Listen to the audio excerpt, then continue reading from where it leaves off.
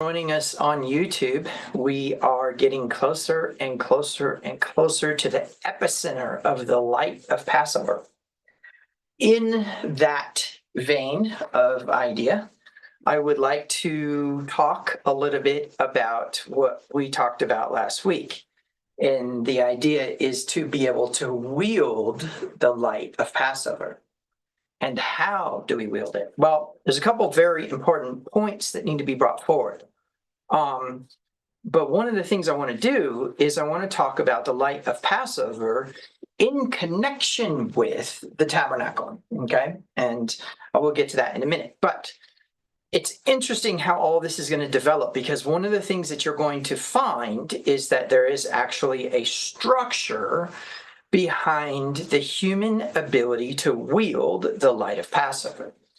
And I can tell you, this has been an exciting development in my mind as I was kind of meditating on, well, what exactly is it that was asked? Because the question was asked of me. It was Yahweh asking the question, and of course my response to him every single time is, Lord, you know, because I took a cue from the prophets, right? When he would say, what do you think about this? I'd say, man, you know, right? You got the clue.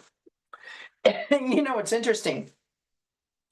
When I think about God now, in the context or idea of an intelligent consciousness that is super powerful, is creative, and is compassionate, all stuffed into this thing we call God, I don't think anymore the way I used to about relationship with God. The relationship has changed. The dynamic has changed, and it's become very, very, very different. So there's a couple things that we probably need to cover first, or we need to think about first. And I know that we completed the cycles teaching, but I have to reference it in this sense, because obviously the light of Passover is one of the cycles. It is a 365 day, nope, that's not right, is it?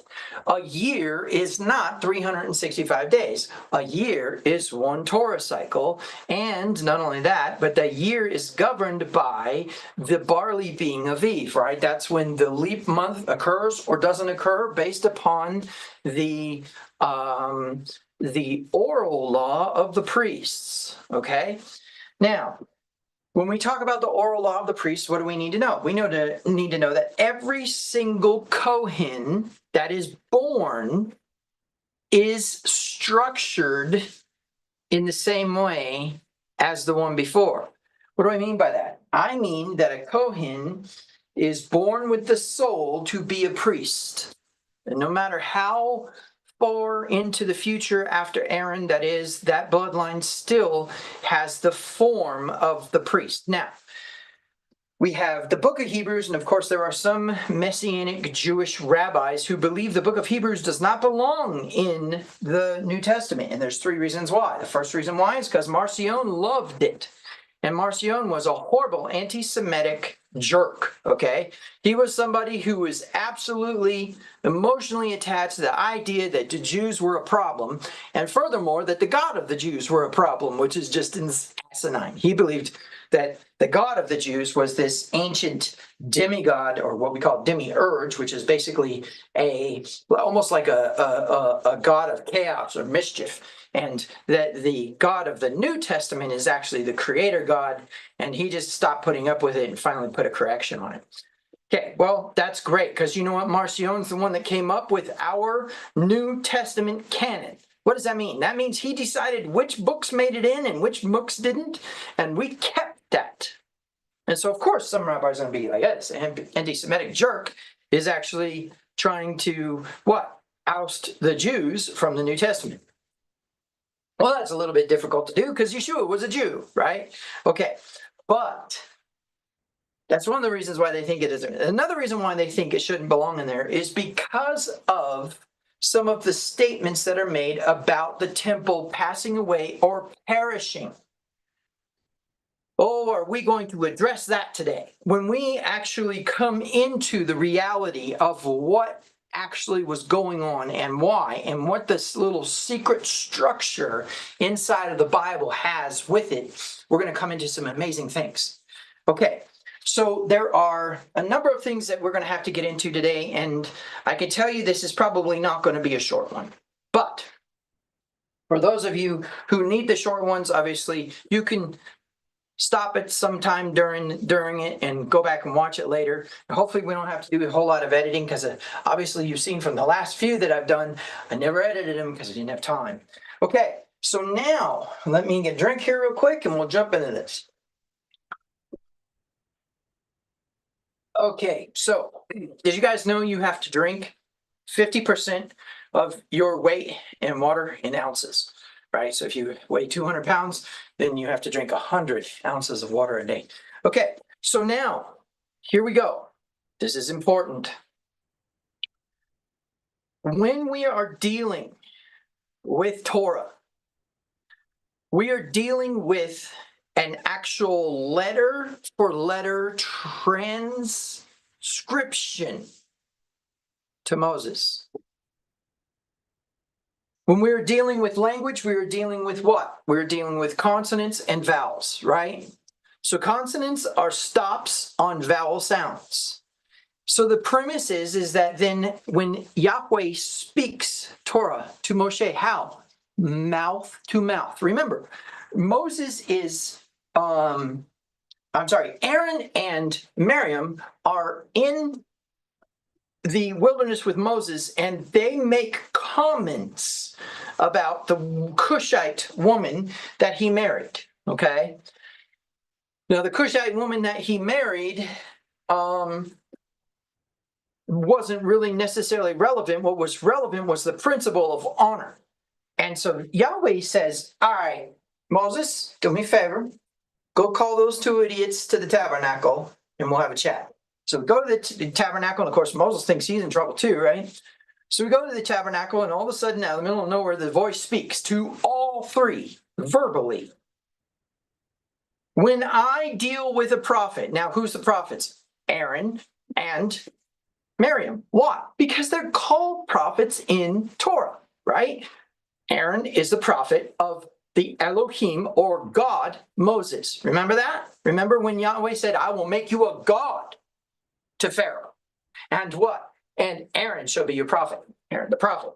So Aaron HaNavi, not Aaron HaKohen, but Aaron HaNavi. And actually it's Aharon Kohen Gadol, right? The high priest, but not in this case, he's prophet, right? And then Miriam is called a prophet, right? And so therefore we have two prophets. So he says to them, he says, when I speak to the prophets, I speak to them in visions and dreams. Now we know that that is in the Na'um, or the place of utterance, in which something is given in the form of information to the soul, and the soul is in between asleep and awake. So what? It has conscious cognition, which is a very logical process, and unconscious cognition, which is a very abstract process. Why do I say that? Because the unconscious does not speak English, it speaks symbol. And the conscious does not speak symbol, it speaks English. In fact, symbols to us are profound. And the subconscious is like, yeah, that's okay, A, B, C, D, E, F, G, right? And so in the combination of those two is where Yahweh speaks. So he gives information. Our dream world, where we're half asleep and half awake, our dream world creates constructs of frames of reference. Constructs of frames of reference. And so all of a sudden we have what? We have, it is like. That's why Ezekiel says it was like a wheel. It was like eyes. It was like wings, right? Job does the same thing. And, any of the other prophetic visions that have occurred do the same thing, okay? Now, this is important. He says, Moses, not so. I don't speak to him in the Na'um. I speak to him mouth to mouth. In other words, as my lips move, his lips move. And we don't necessarily need to get into the ramifications of channeling there, but I can tell you that's probably an area that we probably need to discuss sometime. But the premise is that what we can say is that Torah is God breathed, right? God breathed. And And maybe that's not correct. Maybe it's God moved, right? God moved, animated. Okay. So then after Torah, then we have what? We have the writings. We have the writings, which are basically they are different. They are God breathed. In other words, what is said isn't necessarily what's written down.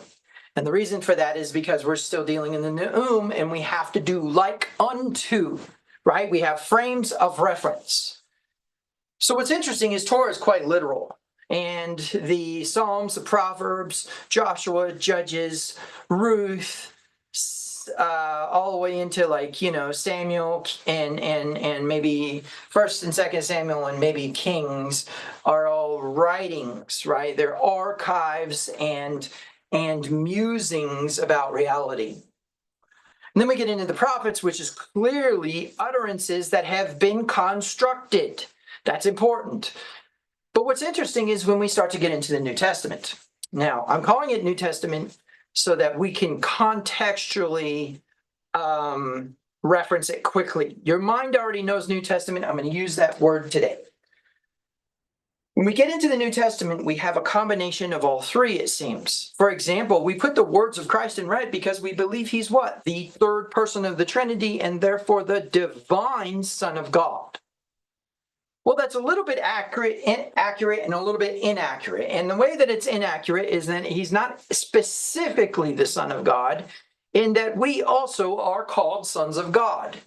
And I love how theology tries to make a differentiation, because the moment that it does, it discounts soteriology. It discounts the salvation principle. It discounts the Yeshua principle. What is the Yeshua principle? The Yeshua principle is in its simplicity that you will be rescued from danger at the expense of violence and force. In other words, that there will be a violent releasing and removing. Well, we see that. We see that in Egypt. We see the Israelites being delivered, Yeshua, from Egypt through violent dealings from the divine, right? Hail, fire, brimstone. Was it brimstone? I don't know. There's something in the hail. There's fire in the hail. And then darkness that can be felt. Y'all haven't experienced that one yet. You don't want to. I'm going to tell you, it is a very terrifying thing. I have experienced it.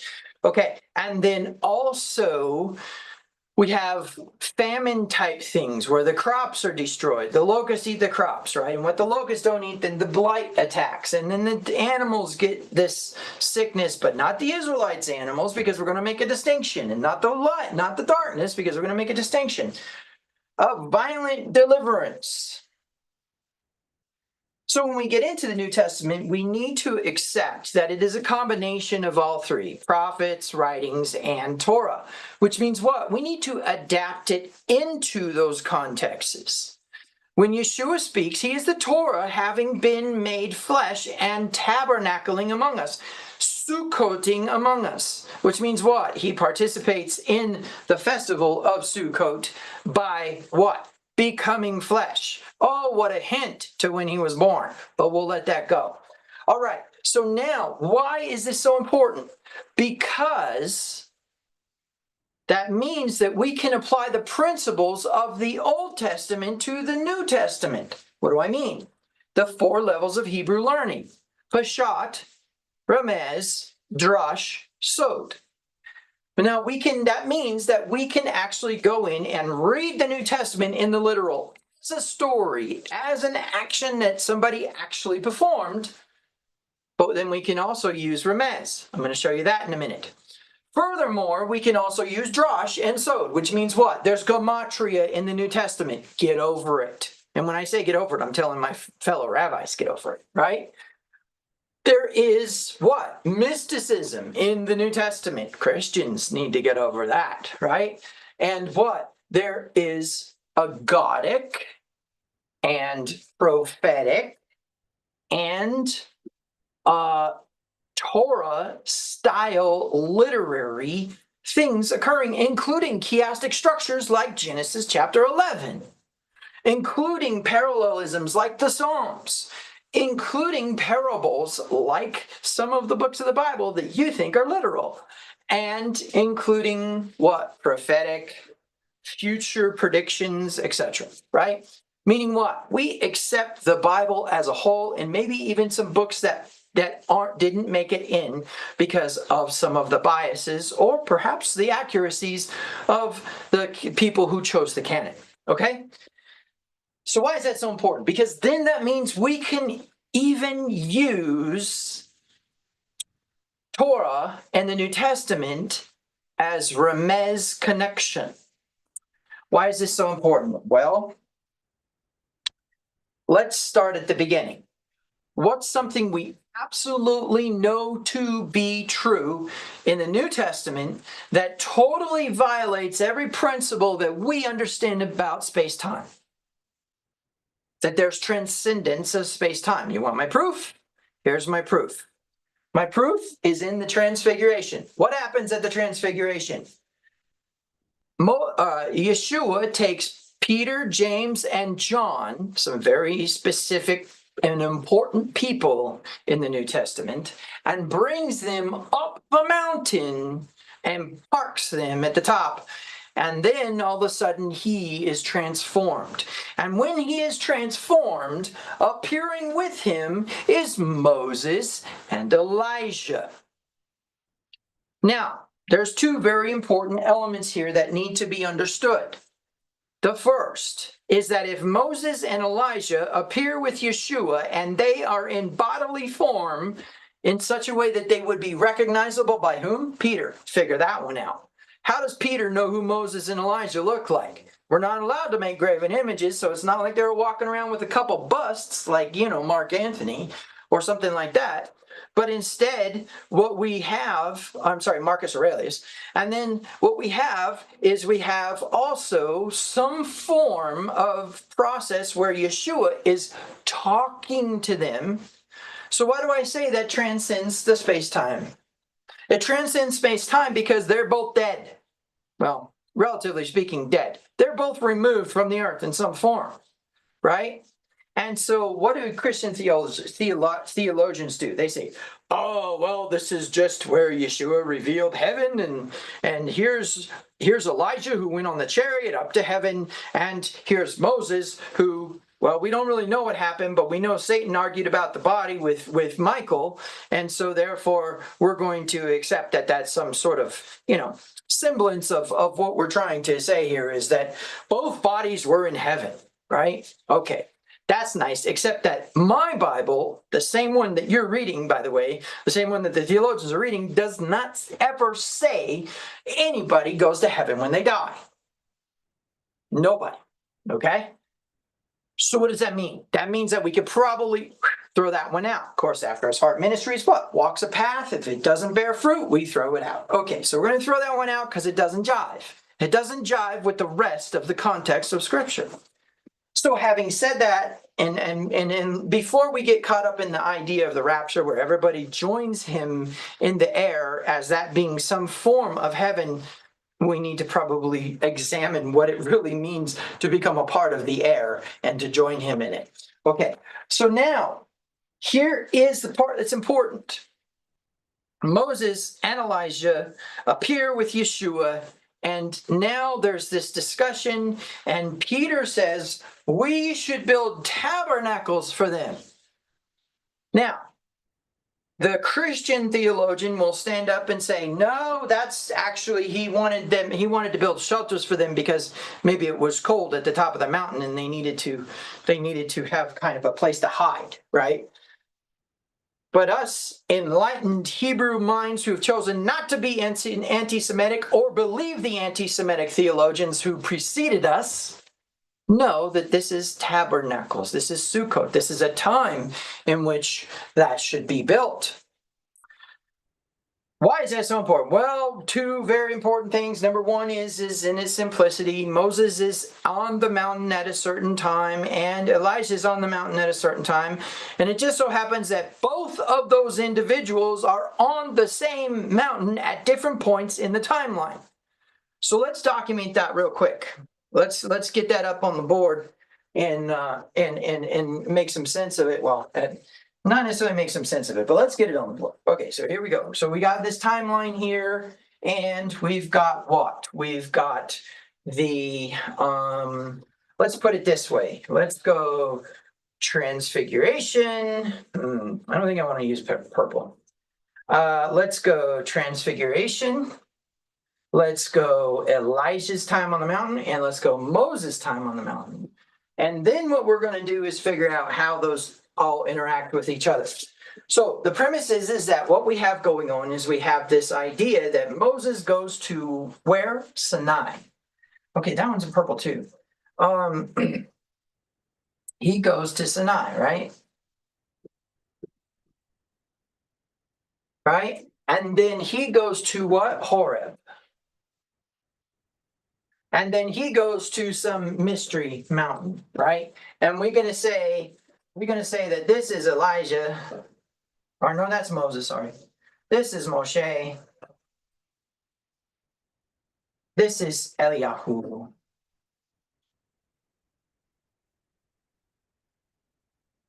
And this is Yeshua. That's a horrible E. Okay, this is Yeshua, this is Eliyahu, this is Moshe, and what?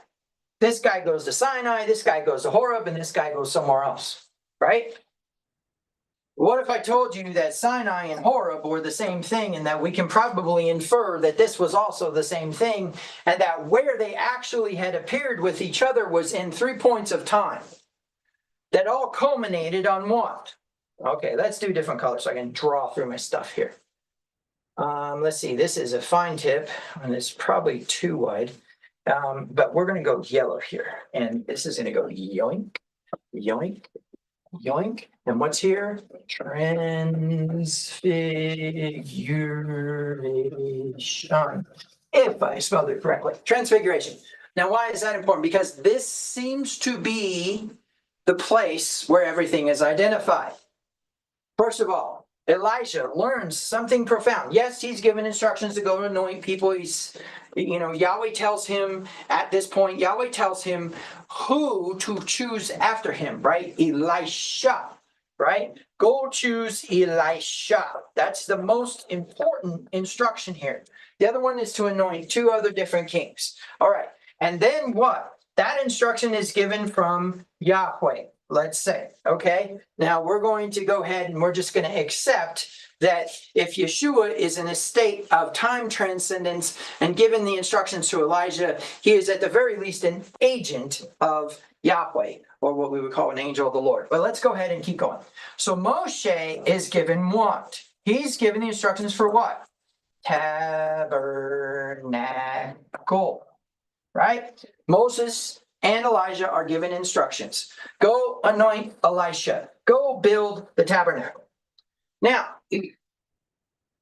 Moses is given instruction to build the tabernacle according to the pattern that he sees on the mountain. But what did he see on the mountain if we accept the plausibility that there was time transcendence here? He sees Yeshua. But here's the problem. This is the Yeshua that was Torah that had become flesh. Okay? Torah had become flesh and was tabernacling with us. And so what do we accept from that? We accept when Yeshua says, destroy this temple, in 3 days I will raise it up. We know that the author of that particular gospel says what? He says, thus he was speaking of the temple of his body. Okay? Wow, isn't that intriguing? Because now what we have is we have a need to say, what Moses saw on the mountain was not some square temple thingy, right? And we say, oh, but Hebrews says there's a temple in heaven. Well, if we go with the rabbis who discount Hebrews because of Marcion and because of inaccuracies and because of things that it says, we could invariably state that what? That Hebrews probably doesn't belong. Or we could accept that Hebrews is not written in the literal and perhaps is written in the same symbolic speech as the book of Revelation. Or we could just take it literally and be like most Christians who accept anti-Semitism as a standard because of their forefathers who founded Christianity, and say that it belongs there the way it belongs and it says what it says. Well, the problem is that it contradicts Torah.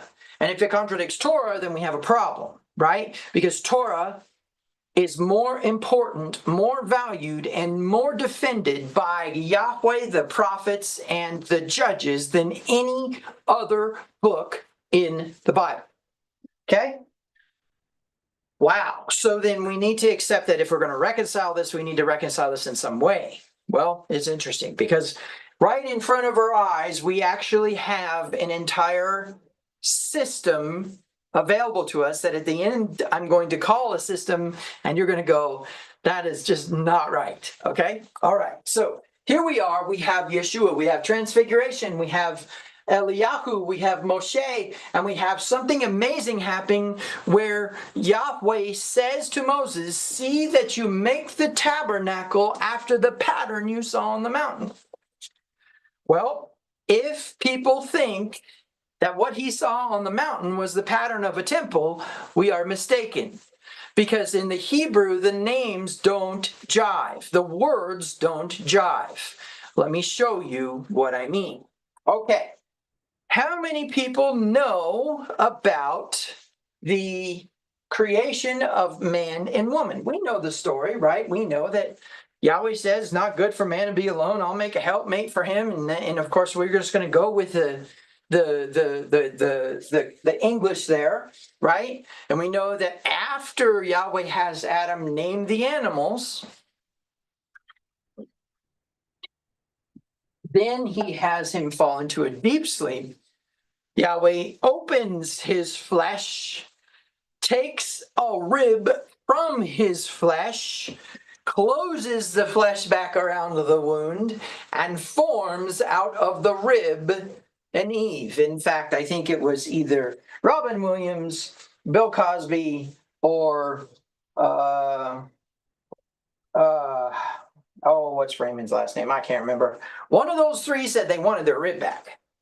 Anyways, all right, so now, why is that important? Well, interestingly enough, we actually have a Hebrew word in that story that's connected to the construction of the tabernacle. So let me go ahead and walk you through this so that I can prove what I'm talking about when I'm talking about Torah versus flesh, when I am talking about Moshe's instruction concerning the tabernacle versus Torah that became flesh. Okay?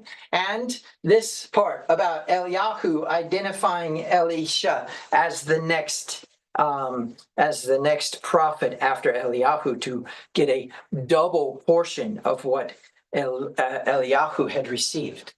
Okay, so the way that we need to do this is we're going to go ahead and go into the Blue Letter Bible and have some discussions about that. So let me go ahead and cue this up real quick. And while I'm queuing that up, I want to say that one of the mistakes that we have made in Christianity at large, one of the biggest mistakes we made was thinking that the words of the Bible are going to stay statically literal. Well, let me propose to you something.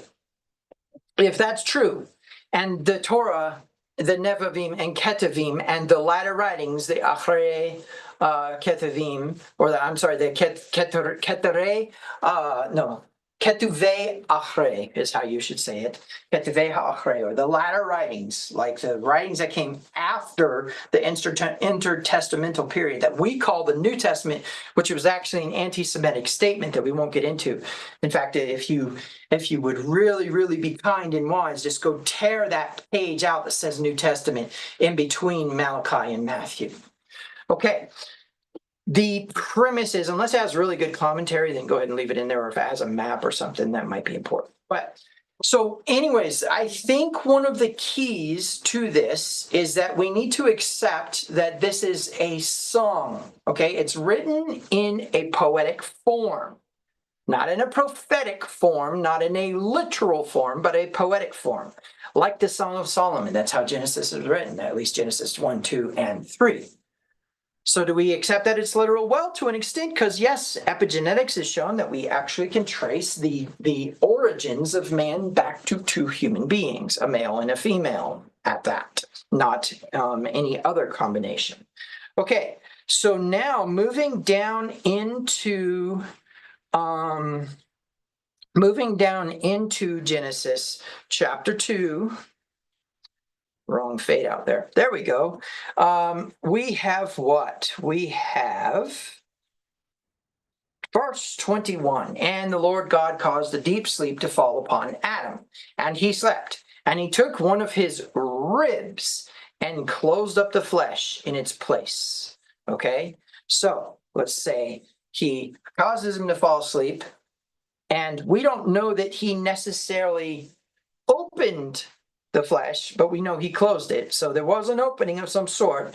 He takes one of his ribs, and then what? Then the rib which Yahweh Elohim had taken from man, he made into a woman, and he brought her to the man.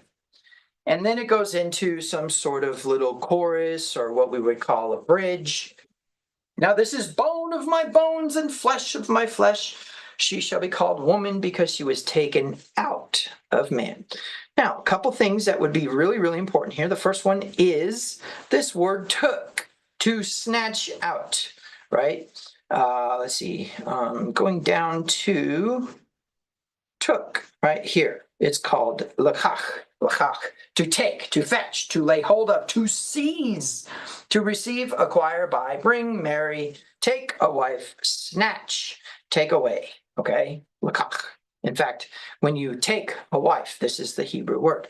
Okay, so now, why is that important? Because he took, he did not ask for, and he did not, it was not volunteered to him. He took it by force. Okay, one of his ribs, and then close up the flesh in its place. Okay, all right, here we go.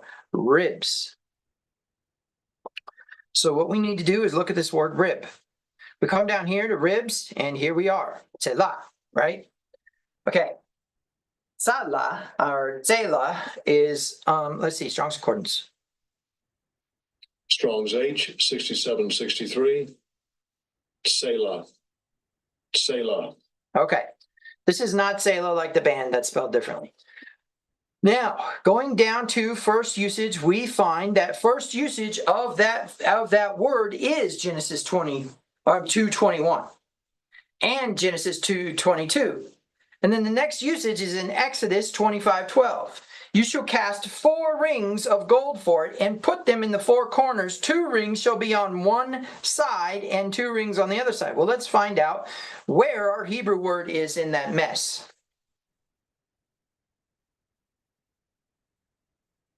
Our Hebrew word in that mess is what? Right there. Right there. Side of it. Same word. Let's go check.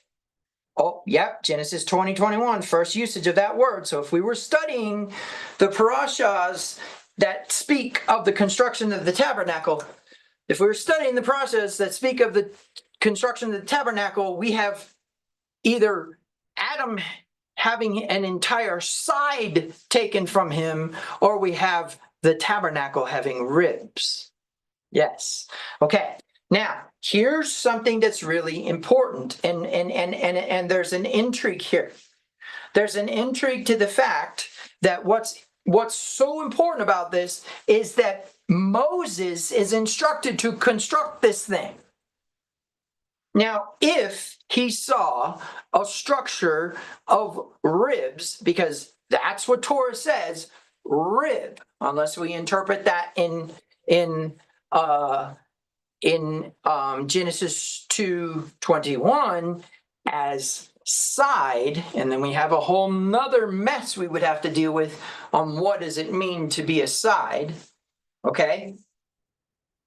Then all of a sudden we have this interesting thing going on, and in its simplicity is that a rib is an enclosure that protects something that's inside, but we can also go with the idea that the tabernacle had ribs. Why? I will show you why. Why did Moses call this a rib? Take it back. Why did Torah, letter for letter, dictation through the mouth of Moses, call this a rib? I will show you why. Let's go to the board for a minute. Okay, so generally speaking, and I'm going to draw this in an isometric form, and then I'm also going to draw this in a 2D form. So our isometric form here is that, actually, no, that one needs to be higher than that one. There we go. Okay, isometric form of the tabernacle according to the instructions that are given. And here's the problem is that when we talk about this, what we don't do is we don't realize that it doesn't necessarily have to be square per se in the way that you would think. And I'll explain that in a minute. Even though it does say something about making it square, we will discuss the esoteric meaning of square here in a minute. But here is the tabernacle, and we have these pillars, right? These poles. I'll just go ahead and color them in so that they look three-dimensional in space. And then I'll just give it an outline.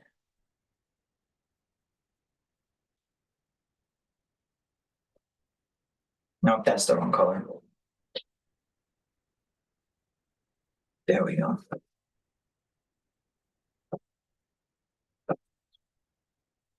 So we have these ribs, right? I'm sorry, we have these sides. I'm sorry, we have these columns. We have these columns that form what? The side of the tabernacle. I'm only going to draw one, but the premise is that if we were to look at this sideways, that is definitely not the right color. If we were to look at this sideways, then we would see these columns, right?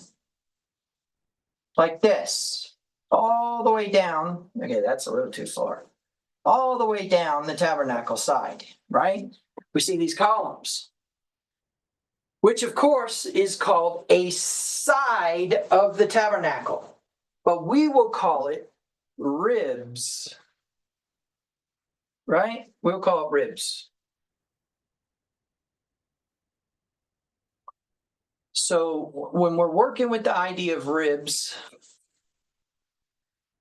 we need to think of this more in terms of the structure. But here's what I want you to think about. If we were to look at the front of this thing, we would just see this.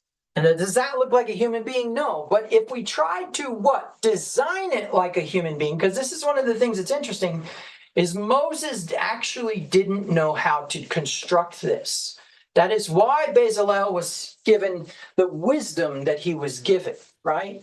So this is what a rib cage kind of looks like. Actually, you know what? Let's get it a little bit more accurate here. I'm just going to put this point as the sternum, and then we have this, right? Which is consequently a very powerful structure, very, very structurally sound in a lot of ways that we could discuss beyond this in terms of engineering, but that obviously is not equal to this. So what's interesting is the man Bezalel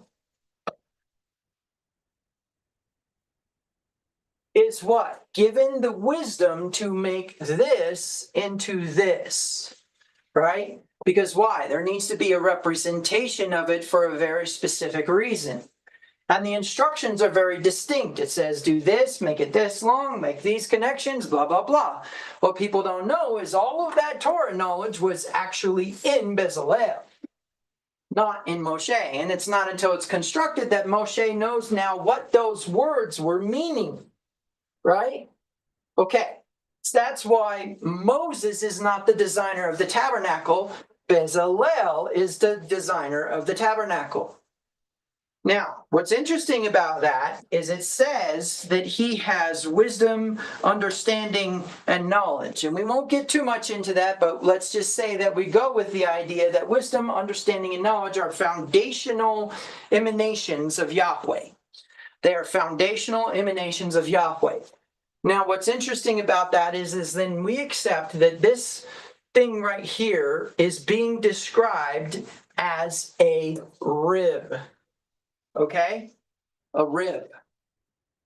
So when we're dealing with the idea of solids, one of the things you need to know is that generally speaking, you can always, if you have a perfect square, you can circumscribe a circle within that perfect square, okay? And vice versa, you can circumscribe a square within a circle. And we could keep going. Oh, and we could even come up with other shapes that we could circumscribe, okay? Circumscribe a triangle within a circle, circumscribe a circle within a triangle.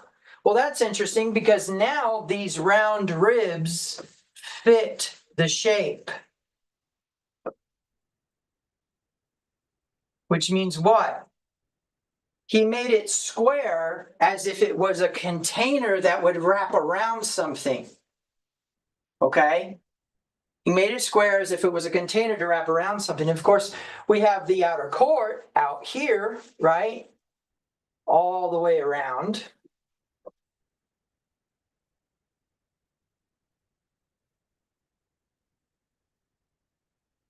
Right? We have the outer court wrapped around that. But the premise is that within that is a perfect circle, circumscribed. There's a column circumscribed in that rectangular shape. And interestingly enough, because it's rectangular and not perfectly square, this is not just a stretched cube. This is actually a rectangle, right? Means that it has to fit something oblong like ribs in it. Okay. What does that mean? That means that, however it works out, the word tabernacle, the word temple, and the word body in Scripture over and over and over again are synonymous. And what we're really working with is Bezalel not having the knowledge. Okay, let me show you this. Even if we were to go and try to do this, or maybe this, back in the time of the tabernacle, what skill and knowledge is missing here? This will collapse, and this will collapse as the weight is applied here. Unless we were to put what? A straight column there. So what did he do? He just cut out the extra stuff and put the straight column. You say, I don't know, Q. It seems like the tabernacle is the way it is because they needed a place of worship. Oh, my friends, let me tell you this. Let me tell you this.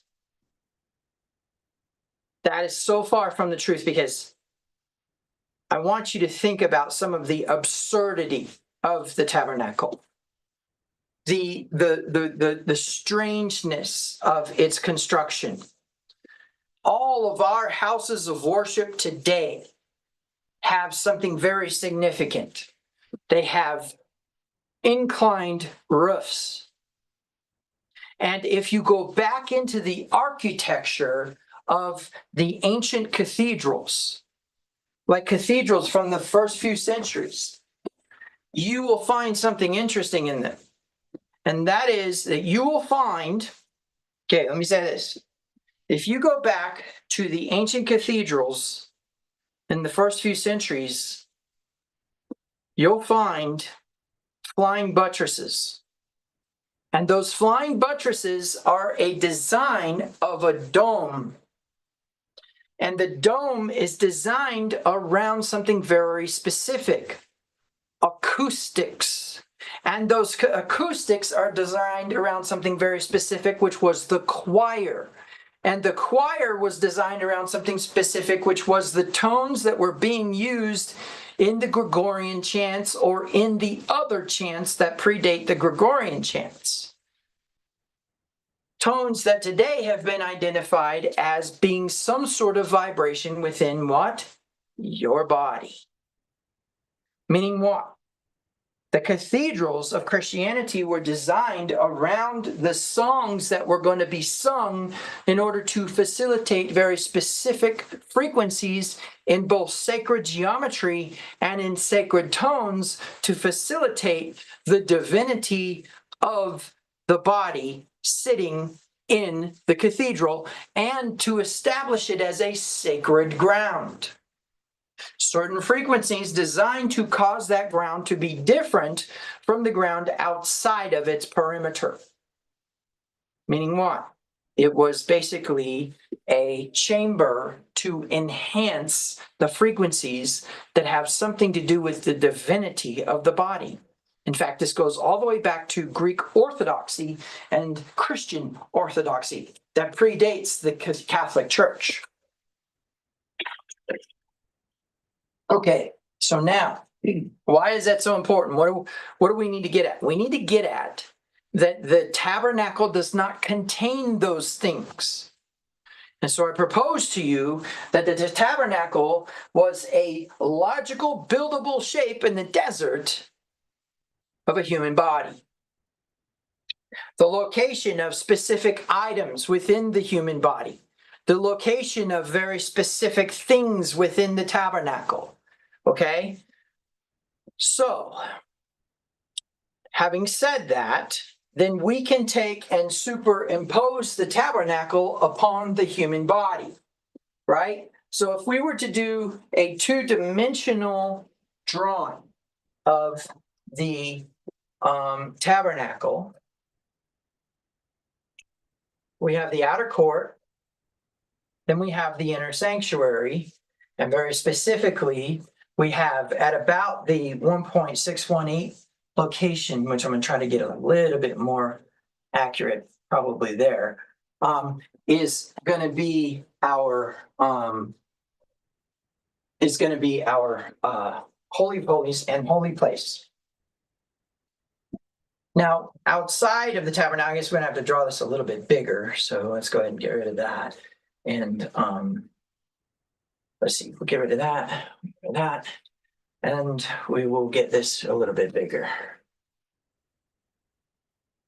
Okay, and outside of that, we've got this bronze laver, and we've got the altar of incense, and then inside we've got this table of showbread, the lampstand, right? And then we've got within here the Ark of the Covenant.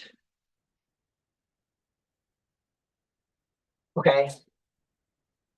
All righty. So now what we're looking at, oh, and there's the altar of incense right there. Okay. So now what we're looking at is of all these things, we're going to accept that these things out here, which consequently, even though that they're square, I'm going to fudge a little bit and draw as round for the sake of this discussion. Okay, so we have these pillars that we call ribs. No, a whole side of the tabernacle is called a rib, right? Okay.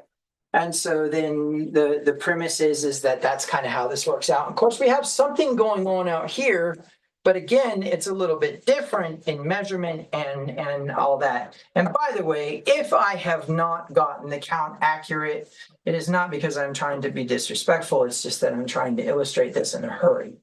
Okay. And so that is kind of our drawing there. So we have a lot of stuff that we could discuss here. We could discuss the elements of the tabernacle in such a way. But then over here, we're going to construct something different. In fact, I'm going to go ahead and move our tabernacle. And of course, we should probably label it tabernacle, right? Let's do that real quick.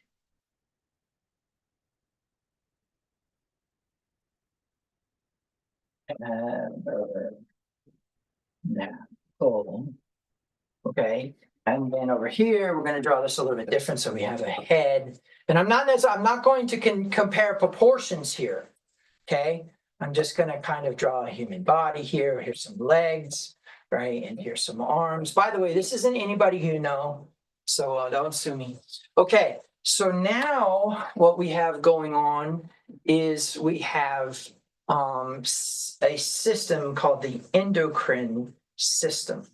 And the endocrine system is basically kind of a set of hormone activators. Okay, and so let's see, we have the pineal gland, we have the pituitary gland, we have the hypothalamus, okay, and then, by the way, there's not an eyes, nose, and mouth. In fact, let's like throw it a little off balance, and we have the pituitary gland, and we have the hypothalamus. Okay, that's not good. We have the hypothalamus. Why is it doing that? Here we go. Hypothalamus. My goodness. Here we go with the bloopers today, huh? There we go. We have the hypothalamus. And then we have what? We have the thyroid gland, or the thymus. And then what else do we have? Well, let's see. We got like the pancreas. We've got the kidneys. And then we've got the ovaries. And we've got the testes. Right? Okay. And so in premise, what do we have here? We have the system of hormones. So let's talk a minute about some of these hormones. Let's talk about Let's talk about serotonin. Okay, and serotonin. Let's talk about oxytocin. Let's talk about dopamine. And let's talk about cortisol. Cortisol. And let's talk about GABA. And what else? What else do we need in here? Adrenaline.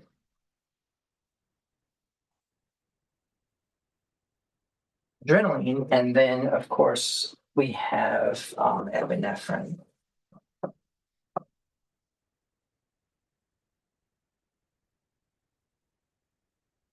So I'm actually going to talk a minute about one of my favorite students' favorite subjects. We're going to talk a little bit about Pavlov's dog. So the way that Pavlov's dog works, right, is Pavlov attaches sacks, plastic sacks, or some sort of sac to his dog's salivary glands, okay? So that when the dog salivates, those fill, right? And then what he did is he presents food to the dog and he watches the salivation occur. Well, his theory was, because he was a behavioral scientist, his theory is that he could actually convince the autonomic nervous system, and these aren't necessarily in the saliva gland process, but I just mentioned these because these have to do with something very important we're going to come up with here in a minute. But the premise is within the autonomic nervous system. Let me say this real quick. 95% of your existence is non-conscious processes. What do I mean by that? I mean that you exist as a human being in your physiology and in the process of your body involuntarily. In other words, as a created being, and the only way that I'm going to accept that premise of created being is if we can accept that somehow we still have a connection to the divine. Okay? If we're not divine beings, then we're not created. Okay? So that would be my premise. So the idea is as a created being, nobody asked permission for us to digest. Nobody asks permission for us to create tears in our tear ducts. Nobody asks for permission for us to salivate. Nobody asks permission for our heartbeat or for our brain activities. In other words, it's all automatic. It happens on its own, or what we call autonomic. Okay, So an autonomic system is activated by stimuli to facilitate a natural order process. A natural order process of the endocrine system. Okay? So stimulus causes the endocrine system to react a certain way. So in Pavlov's dog, his theory is that he could trigger the dog to salivate because it was a system the dog couldn't control. And he believed that if he could trigger the dog to salivate without actually presenting the stimulus that was normally presented, then he could substitute stimulus. And so what he did is he gave the dog food and he would ring a bell. Well, when he would ring that bell, the dog would, of course, associate the food with the bell. And so what he would do is eventually he would ring the bell and present the food a little bit later. Ring the bell and present the food a little bit later. Ring the bell and present the food a little bit later. And eventually he could ring the bell, cause the dog to salivate. Well, two very interesting things occurred as a result of that whole process. Number one was the amazing context and power of suggestion, right? He was inserting a suggestion into the reward system that the body was just automatically reacting to because the dog is programmed to salivate when there's food. In fact, so are you. In fact, you are a very, very enhanced version of Pavlov's dog. Okay, so now the reason why that's important is because that means that every single stimuli has the ability to have something associated with it and very possibly then could replace it. Why? Because he could ring the bell and make the dog salivate. But what was interesting is there was within that, classical conditioning is what it's called. In fact, the only law in psychology, yeah, this is something you need to know. All psychology, those shrinks that you pay, $170 to help fix your brain are operating off theory, and off different individuals' theories. Some are Jungian, some are Freudian. Some have taken on others, like for example, gosh, I can't remember the guy's name who does chemotherapy. Anyways, so what we call them perspectives. And you will talk and ask a psychologist, well, what is your perspective? Oh, well, I'm a biomedical / Freudian's perspective. They have identified what they felt was the best way to adjust a person's brain when they are acting abnormal, right? Okay, so now when we're dealing with that, we need to understand that Pavlov's dog was programmed to salivate as a result of an interception of stimuli, okay? So the premise is as the stimuli comes, then there's an interception that says, here, let me add this to it, and then I'll take the stimuli away and add the new stimuli, and there will still be an autonomic response. Why? Because it's automatic. It doesn't think about it. It doesn't go, let me think about whether I'm going to digest today. Let me think about whether I'm going to beat the heartbeat today. No, it just does it, okay? As a system of survival. You salivate because it's time to digest food, right? And your saliva breaks down food. It's very, it's got enzymes in it that break down the food as you're chewing, preparing it for the stomach so that nutrients can pass through quicker and we can enter into the Krebs cycle. And next thing you know, you have adenosine triphosphate and you're alive for another second. Okay, so the reason why this is important is because now what we have is we have this introduction of stimuli and we have this idea of what we call desensitization. Now you say, well, what has that got to do with the tabernacle? Well, there's a couple things, and I think it's very, very important that we identify what those are. So first and foremost, let's talk a minute about these things here. So serotonin generally is your feel-good chemical. And let me just go ahead and put these on the board again, and we'll put some definitions by them, okay? So the first one was what? Serotonin? Serotonin is actually your contentment. And is very relaxing in nature, okay? Oxytocin is bonding. It's your connecting chemical. Friends, family, etc. What was our next one? Let's see here. Dopamine, cortisol. Okay. Cortisol, okay, dopamine is actually your euphoria, which I'll explain that in a minute. Okay, and then let's see. So we've got serotonin, oxytocin, dopamine. Then we've got cortisol. Cortisol is basically no pain. It is a pain resistor. That's pale. Okay, we're going to be okay. Pain. Okay. And then next one after that was what? Adrenaline and epinephrine, correct? Oh, GABA. Forgot about GABA. Okay. GABA is basically a it's like a let's call it a pain center.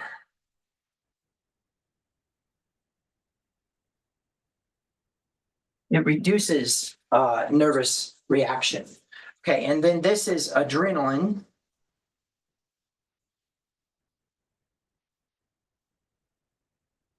I don't know if I spelled that right.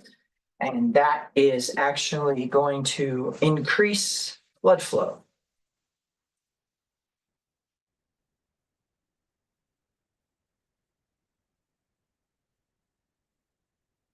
Okay, and then we have epinephrine.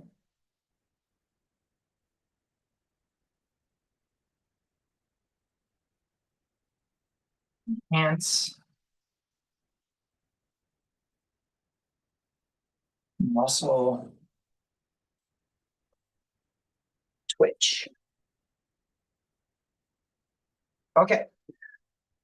So now, what do we have from this? Well, I'm going to tell you guys a secret, and it's going to be one that you don't necessarily like to hear. But what if I told you that none of your emotions, happiness, sadness, anger, frustration, disgust, discontentment, exist? Those emotions are labels for the sensations that are experienced by this set of chemicals, okay? Now there's more chemicals, testosterone, progesterone, estrogen. Can't remember the thing that makes your stomach raise its acid. There's another one that causes your colon to do what it does. There's another one that causes your lungs to do what they do. There's another one that causes you to swallow. There's a number of different, or not swallow, but causes the thing to close that keeps the acid from coming up. And there's a disorder that causes that to stay open. But anyways, it all has to do with enzymes, proteins, etc. But generally speaking, they're hormones, okay? And the endocrine system is based around the concept of hormones. Now, the reason why that this is so important is because the nervous system itself is kind of a reactionary process of those hormones. And so we experience them as sensations. For example, when you experience anxiety, the reason why you experience it down here in your body is because you're actually feeling the release of adrenaline, right, and cortisol into the system, which we would label as stress. But the truth is all stress is worry, and worry is anxiety, and anxiety is really just the release of those chemicals. So you actually are not experiencing an emotion, you're experiencing a sensation in your body, and you're reacting to it cognitively, and we'll discuss that in a minute. The reason why this is important is because what you need to know is that a lot of these have a release into the receptor and then a reuptake when it's no longer needed. But what you need to realize is that its natural state is to be in the receptor. Reuptake is some sort of disturbance to the system. And so generally speaking, when we're dealing with this, we need to accept that reuptake as a part of this. So I'm just going to write here in a different color because I've used way too much of the same color here. In fact, I'm being a horrible teacher in that way. Let's go ahead and use green here. So we're going to call this reuptake.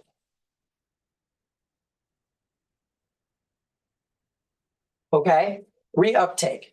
And so what we need to know about reuptake is it's going to cause an adverse or opposite reaction.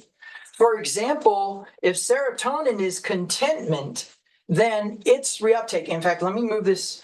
Let me go ahead and see if I can move this up a little bit.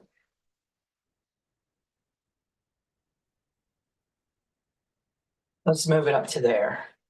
So basically reuptake. In fact, let me just go ahead and go over here. So contentment, the reuptake of contentment is obviously going to be what? Discontentment. Let's do that in a different color. Let's do blue. Let's do blue. So in this case, reuptake equals discontentment. Right? What's this? The reuptake of oxytocin is going to create separation, or the feeling of separation, right? The absence of dopamine instead of euphoria is going to be very surreal. No, not surreal. Let's say that we say that this is going to be more vivid. Let's say that vivid, I think, is a better word. And then what we have, no pain versus pain, that's a given, right? And then we have what? We have and then we have what? The GABA, which is the pain center, which is basically going to be extreme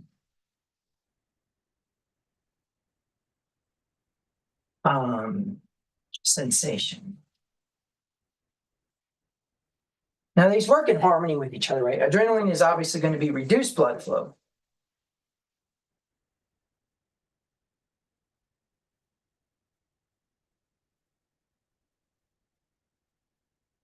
And then, of course, we have epinephrine, which is what? The enhanced muscle twitch, which means what? Fatigue. Now, these work in such a way as they're kind of designed that when they're in the receptor, they fit there and they stay there until something disturbs the system, and then they are taken in their reuptake. When reuptake is occurring, we can probably put a dash here, by the way. All right. Now, when reuptake is occurring, something changes. All right. And so here's how I want you to think about this. What causes you to feel discontentment? What does contentment mean? Contentment means that you are happy, right? It means that you are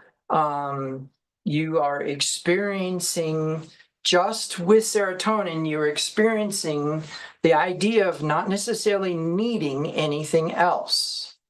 Okay. Now, contentment is very relative.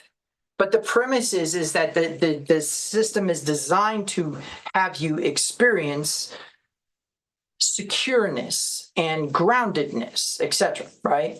Okay. So the way I want you to think about this is if contentment is kind of the idea that you don't necessarily need anything, then you're happy at that moment. I'm content. It's a good, it's a good day, not necessarily experiencing anything bad. The moment that there's a disturbance of stimuli, there is a reuptake of serotonin. And so let's kind of look at how this works. So the idea is that basically we kind of have this little thing sticking out, and it has like some sort of puzzle piece type shape opening, right? And so then this puzzle piece comes along, and it is the right size and shape. And don't get me wrong, there's plenty of other hormones off in, the body, but this is the only one that fits right here, okay? And when this is in the receptor, you experience contentment. right? When it is disturbed, what happens is that is released back out into the system. So we'll call this a disturbance.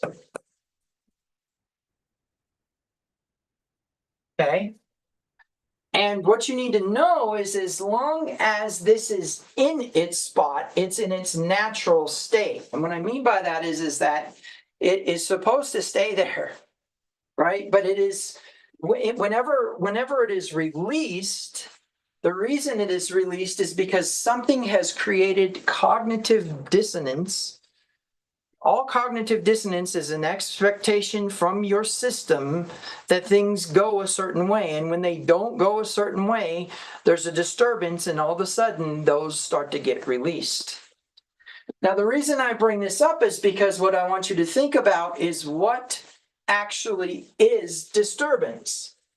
If contentment is kind of your natural state, right, where the puzzle piece is in its spot, then discontentment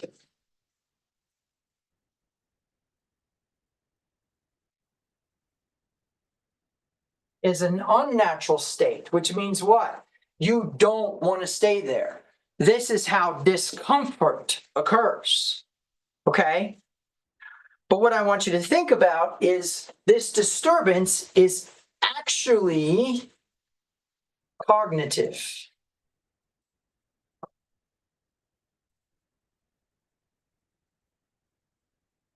What do I mean by that?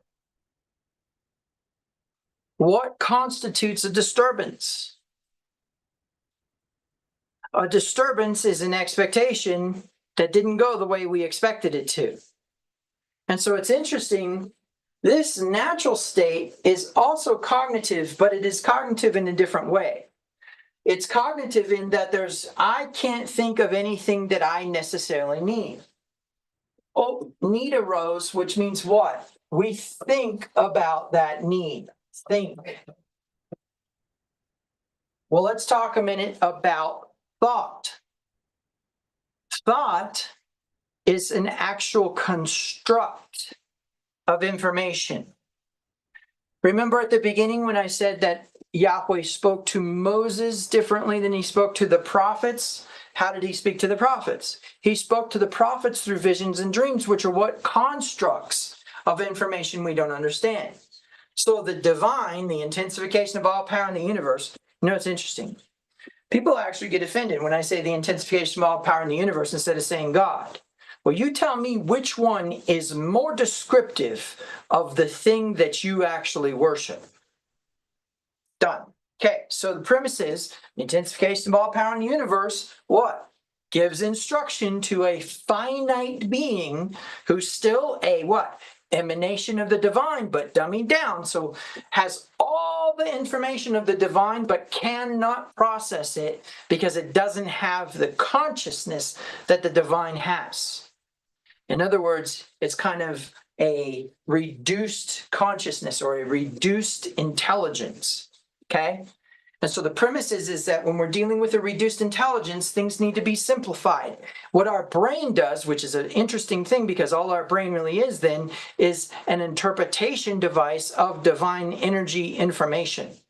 Divine energy information comes in and we say, that kind of seems like it's a wheel, right? It looks like a wheel. It seems like a wheel to me. Oh, that kind of seems like a wing. So we're going to call it a wing. And it covers a face that looks like a face. It kind of looks like a human face, right?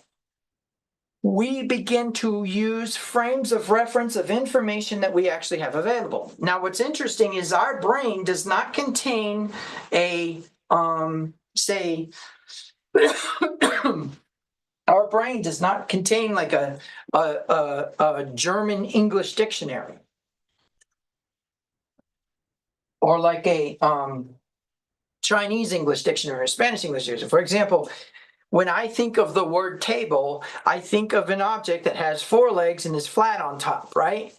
Well, the truth is that that is actually the word for table in Spanish. However, it doesn't mean table how you would think. It's actually the flatness of the object that makes it a table in that manner. We think of it as four legs and a flat surface. And so in our minds, that's what a table is. But truly, that's just an image. Because why? Once we get into memory, we start to get into the subconscious. Why? Because we need to be able to process information quickly and accurately as we are conscious and awake. Which means what? All the other mess is stored. Well, memory is context sensitive. It needs something to pull it back in. So now we see this object that's flat and looks like a table, and we're going to call it a table, right? That's the premise there. That's why we have the same word for table being the same word for a flat mountain, right? That's the premise. And so the whole idea is that you take symbols and you assign words to them, but what's interesting is the symbols are the same no matter what in your brain. So now Ezekiel sees all this mess in the heavens and says it was like this and like this and like this, and John does the same thing. It was like this, it was like this. Because why? Because our brain does construct stuff. It assigns words to symbols. Well, here we go. In that sense, now we need to accept that words are assigned to symbols which create constructs of information. What do we call that in the English? Perception. Perception is where we think that something is the way it is because it has a frame of reference to what we have experienced in the past. One could argue that that is somewhat controlled by wounds. So one could argue that that's somewhat controlled by, good memories or any time that there's a type of emotion experienced with that memory. In fact, memory is context sensitive to the extent that when a memory is retrieved, the same hormones are released. Okay? So then what does that mean? That means that when we experience certain memories, we experience certain emotions, right? Well, those emotions play a role on our response to the stimulus. Why? Because we're trying to get back to this point. Discontentment is a cognitive dissonance. It is not comfortable. It is not designed to stay in that state. In fact, if you stay in that state, we arrive at something really interesting, right? What do we arrive at if we stay in that state?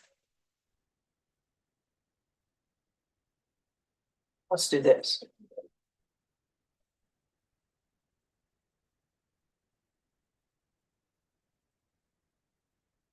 How do I know that?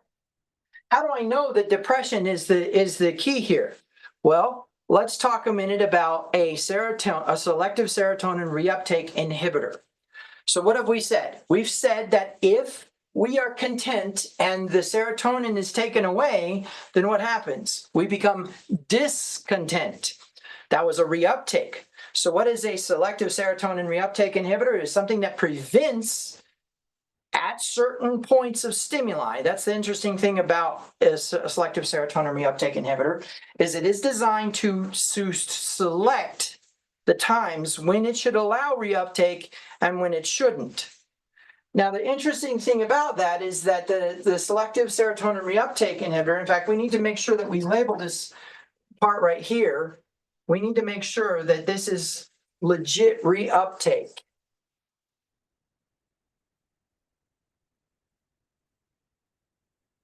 Okay, legit reuptake. So the premise is that as we assign that as a legitimate reuptake, what we need to do is accept that a inhibition of reuptake would prevent depression. And what do we call that in the common language? Instead of an SSRI, right? I'm sorry, SSIR. So a selective serotonin reuptake inhibitor, SSRI, antidepressant. An antidepressant actually stops the reuptake of that sucker right there from leaving the puzzle piece in certain circumstances. And those certain circumstances have to do with certain enzymes that are released into the bloodstream. But if we do not have that context going on, depression occurs, which means what? It would be ideal for us to return to what? contentment, not depression. And so our brains do our best to try to arrive back at contentment. Our brains know exactly what it needs to arrive back at contentment. The cognitive dissonance, the discomfort, the psychological discomfort of an incongruity. Let's talk about that for a minute. What is an incongruity? An incongruity is anything where our mind expects a certain type of stimuli to act a certain way, and when it doesn't, we go, But sometimes we go, and it hurts because it is so psychologically uncomfortable. This is all kind of called the law of effect. And the concept behind the law of effect has some different elements to it that I'm not going to talk about today, but it goes back to Pavlov's dog. Why? Because with Pavlov's dog, we introduced a new stimuli into the system, and that new stimuli into the system replaced the autonomic response to the original stimuli. He took the food away, he shook the bell, the dog salivated.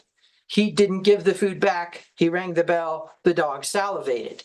In fact, he could get the dog to salivate over and over and over again, but what he noticed was the sacks became less and less and less and less full. In fact, there was a point in time where he'd ring the bell and the dog wouldn't salivate. He had to reintroduce the food and reintroduce the reward in order for that to occur. That's called the law of effect. Okay, so now when we are talking about this whole system, you say, Q, what does that have to do with the tabernacle? Well, here's the one. Again, what are we doing? We're using Peshat, Remez, Drosh, Sod. We are finding truths in the New Testament instead of dismissing it as something that has been an absolute anti-Semitic process. That's what most Jews believe, is that the New Testament is anti-Semitic. But the truth is that it is absolutely not, as long as you put the proper things in the proper places and then look at them the same way you do the Old Testament, or what we call the Tanakh. The Torah, Nevi'im, and Ketuvim has a certain process and a set of rules for interpretation with it. So what is our process here? Well, interestingly enough, we have a single verse tying the ribs to the tabernacle. And now we're going to have a single verse tying a process of human process to the tabernacle. What is it? Well, it's in it's in Revelation. In Revelation, there is a statement in there when we're talking about the tabernacle. I think this is the one I need to be on. Yeah. So when we're talking about the tabernacle, this object right here, in fact, let's go ahead and label it. Let's go to the board for a minute. Let's go ahead and label it. And here we go. This is the altar of incense, right? The altar of incense. And what do we know about the altar of incense? Well, interestingly enough, the altar of incense actually does what? Well, according to Revelation, which I will navigate there now, but I will just state it while I'm navigating there. According to Revelation, we are actually dealing with, I believe it's after the Seals of Israel. That's not right.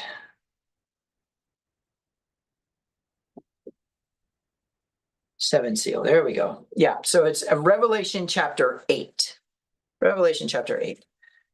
When he opened the seventh seal, there was a silence in heaven for about a half an hour, and I saw seven angels who stand before God, and to them were given seven trumpets. Then another angel, having a golden censer, came and stood at the altar. He was given much incense that he should offer it with the prayers of the saints upon the golden altar, which is before the throne. And the smoke of the incense with the prayers of the saints ascended before God from the angel's hand. Okay, now, here's something very important for you to do with your brain. Have you ever actually seen a prayer? Now, I know that you've probably seen things like, for example, you've seen the Lord's Prayer framed on a wall and sitting in front of the wall. Maybe you've even seen the Aaronic blessing, right? There may be something like, Lord, bless this house, or some other prayer or blessing written down. But what I'm asking you is, when there's a prayer uttered, have you ever seen the materialness of it? So when John sees prayers mixed with smoke, we have a problem, don't we? He sees something, and it is told to him that it is the prayers of the saints, or he recognizes it, the prayers of the saints, which means we have a lot of work to do because we don't yet see prayers. Okay? But he sees something go up with the smoke into what? To the that it ascends before God from the angel's hand. Okay, so now what we need to do is say, is there something where we could identify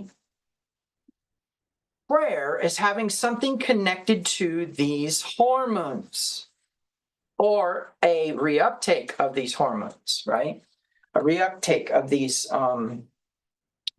nerve receptors and these receivers. Okay, listen, I don't claim to be an expert on the endocrine system, but what I do know for sure is that what you think you see in your Bible, you don't. Okay, so here we go. We're going to go to James chapter 4. James chapter 4. Okay, and we're going to go down to verses or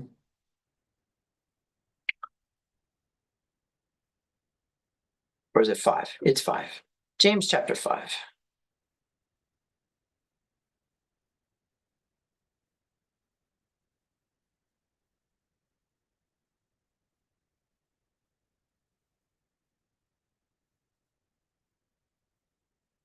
The effective and fervent prayer.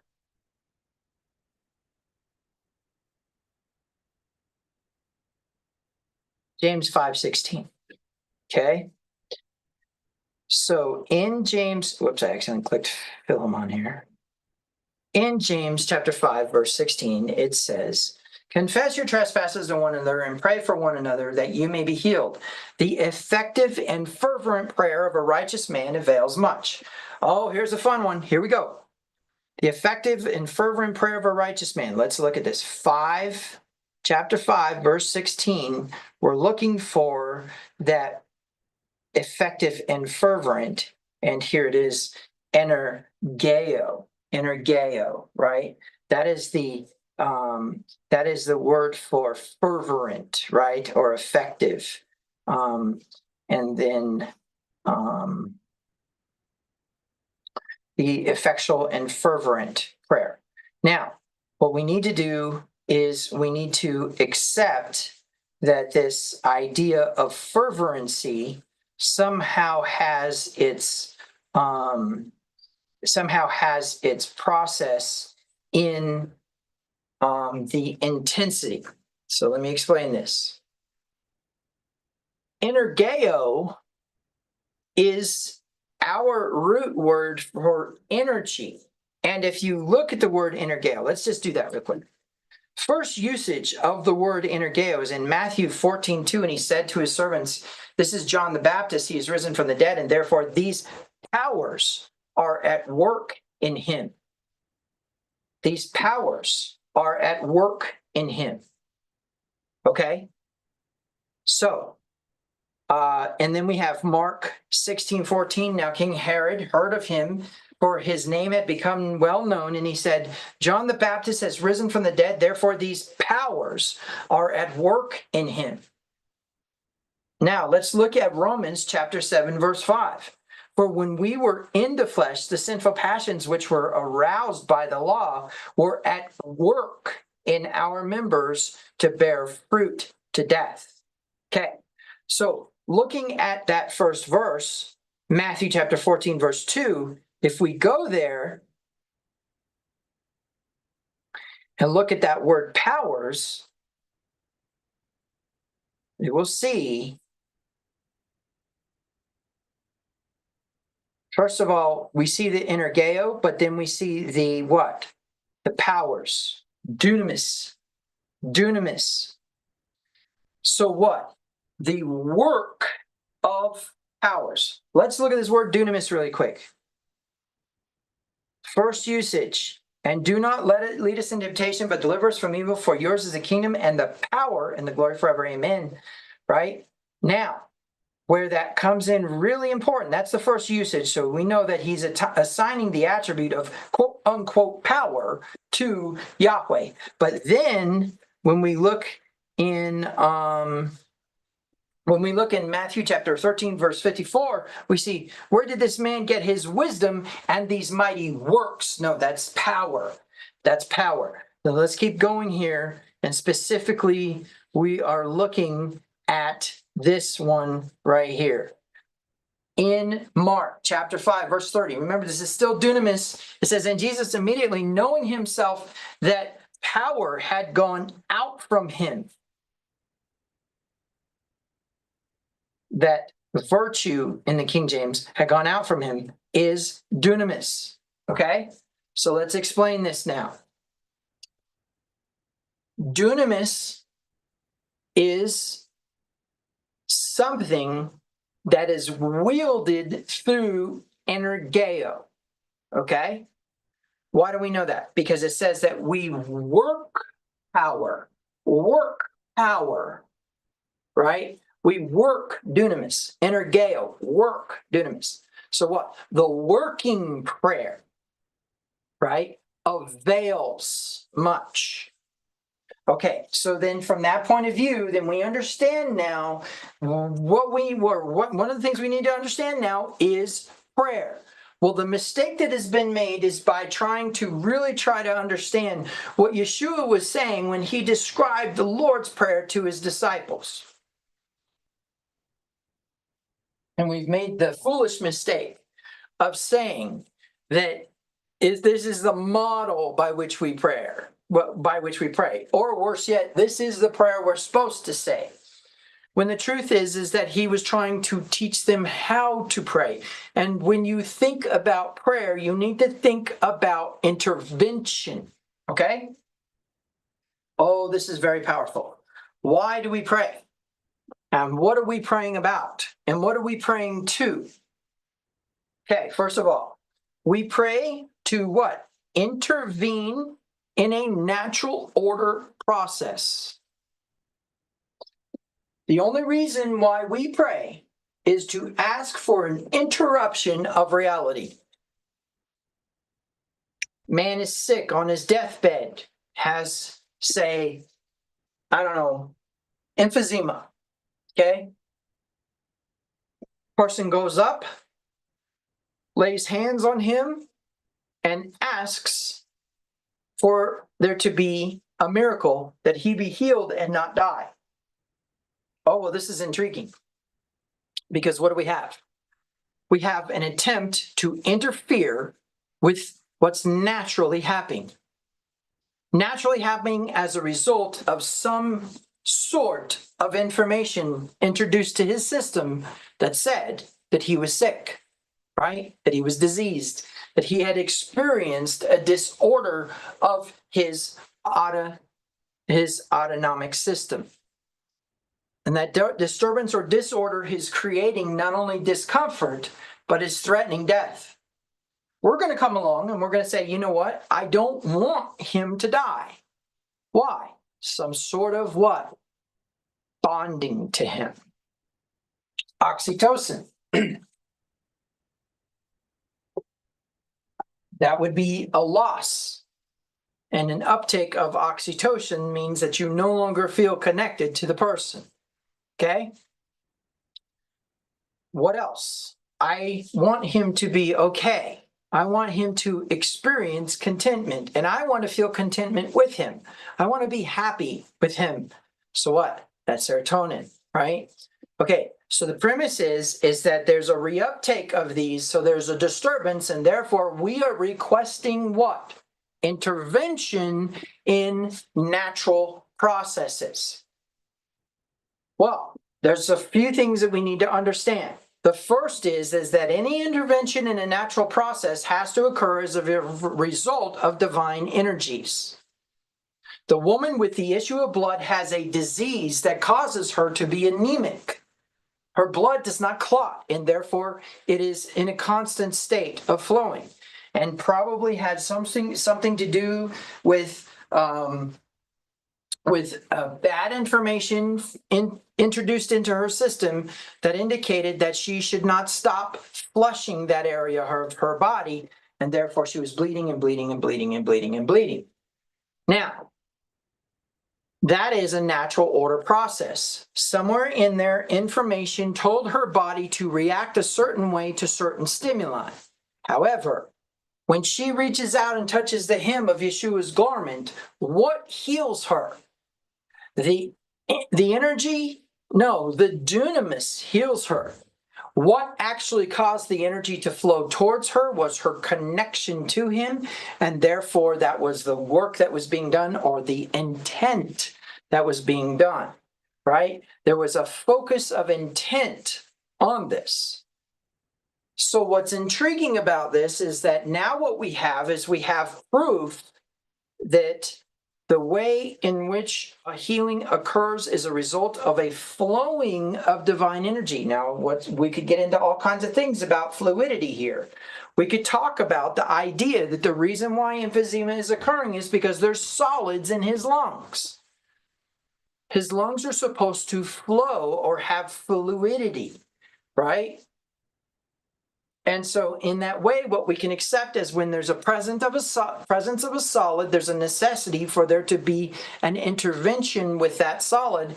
And pretty soon in the near future, you are going to realize, even now it's been realized, but not on the level that it'll be realized soon, is that the only way to get a solid to break up and flow away is sound. Which means what? Dunamis is Hertzian in nature. What's interesting is that however we look at it, it seems to be something that's available to us, that is an intervention designed around the idea of emotional attachment. Okay? Why do I say that? I say that because it says the effective prayer does work, right? The word effective there is a working prayer avails much. Well, what is the work that's actually occurring? When we pray, we're asking for an interference in natural order processes. Change the storm, change the attitude, change the disease. Natural order processes that are occurring as a result of a system receiving information and reacting a certain way. Stimuli, right? Oh, but it gets interesting, doesn't it? Because then we realize there is an ability. There's two things here. There is an ability to introduce another stimuli that appears to what? Replace the other stimuli. And in the end, was it true stimuli? No. There was a concept that as soon as Pavlov took away the bowl and began ringing the bell, there was a reduction in response because there was no reward. And I don't know if you noticed this, but everywhere in the Bible, it talks about reward. And so the best way to put it to you is that our proof that these are emotional centers, which are actually related to the endocrine system, is in the fact that this part right here, these prayers going up with the incense to ascending to God, is somehow indicative of the idea of a request to the entire universe, not just the intensification of all power in the universe, but all things that work together, right? To what? To intervene on behalf of the discontent, the discomfort. Put my serotonin back in its receptor, please, by fixing this thing. However, the problem is that what we lost in translation as we went from these ancient languages into the English, and as we went from the Eastern mystical processes into the Western scientific godlessness, which amazingly enough is plagued Christianity to the extent that now there's a dichotomy, there's a separation between God and man, instead of there being a thread of connection between God and man that is here and not out here.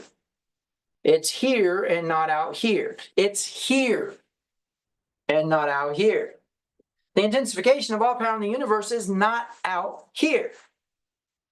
It is emanating from in here. And that's because it is him, albeit a reduced version of him for the sake of existence, which is what Yahweh's name means. Remember, Yahweh's name means he will bear witness of established existence. That's what Yahweh means in the Hebrew. And so as a result of that, when we're looking at dunamis, we realize that it is almost like a battery full of intervention energy that can supersede the natural order processes.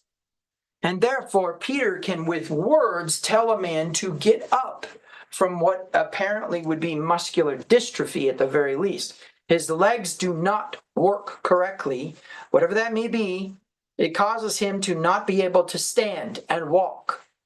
And he tells him, stand and walk. Now, we could get into all kinds of discussions about the name of Jesus Christ of Nazareth, but at the very least, his instruction to that man is stand and walk. He introduces instruction into a system that itself already is operating on its own processes. Somewhere in there was information given to his legs that they are not allowed to operate. Most likely some form of a solid inhibiting his nervous system from being able to stimulate his muscles. That's what they've discovered within muscular dystrophy. And so as a result of that, now what? The dunamis comes and pushes the things through. Probably breaks them up first and pushes them through, which is a Hertzian process. It's like when you break up a kidney stone with an ultrasound and then you process it through your body. So the dunamis comes along and pushes those things through, and that comes as a result of energeo. Energeo was what? The effective and fervent prayer. Does prayer have to be verbal? No, it can be mental, which means what? Your mind can actually control it.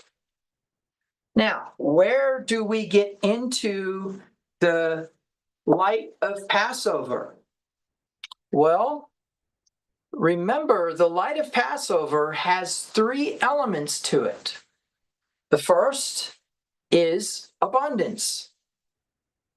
After the death of the firstborn, after the light of Passover passed through Egypt and executed equal distribution of justice upon the firstborn of the families, that was only intervened by an obedience to the Torah, or the instruction to put blood on the doorposts using hyssop. That's a whole nother discussion we could get into. Why are we using hyssop to put blood on the doorposts? Why not just use a brush? They had brushes back then. Okay, so the premise is that as we go through that process, then we come around to what? We come around to abundance, because why? After the light of the Passover, these people walked into the community, knocked on the door, and said, can I have your gold? Yep, here you go. You can have my gold, right? So we know that abundance accompanies the light of Passover.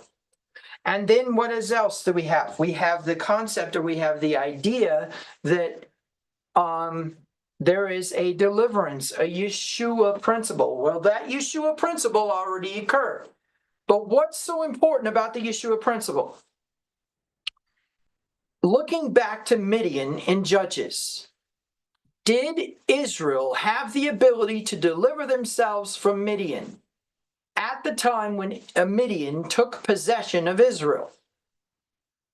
Did they? Who delivered Israel from Midian? An army. An army of who? Israelites. And what did those Israelites have that the other Israelites didn't? Some sort of power, right? 300 men go up against an entire army, and something happens. The entire universe, all of a sudden, on their behalf, is involved in the process of dealing with the Midianites. But who delivered who from the Midianites?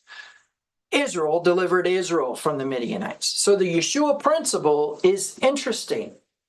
You go from one identity to another identity. You go from an Israel that is defeated and oppressed and possessed to an Israel that is able to deliver themselves in the first place. And the only difference has something to do with their identity. But once their identity changes, all of a sudden, there is a divine intervention in the process. How do we know? Look at the fleece, look at the selection process for the army, and look at the result of the pitchers and the torches, right? Which we could get into all kinds of things about vibration from the pitchers or the shouting and et cetera, et cetera. We get into the Hertzian element here. But somewhere along the lines, we have to accept that there was divine enhancement of those men, soldiers, whatever, which can only come in the form of the same energy that was present in Yeshua. There is no other available energies. Whether you are malevolent or benevolent, the use of energy in the first place, right? And the wielding of it has to do with your identity. I taught you that last week. But now we've arrived at how. Your identity is intact, so now what is it?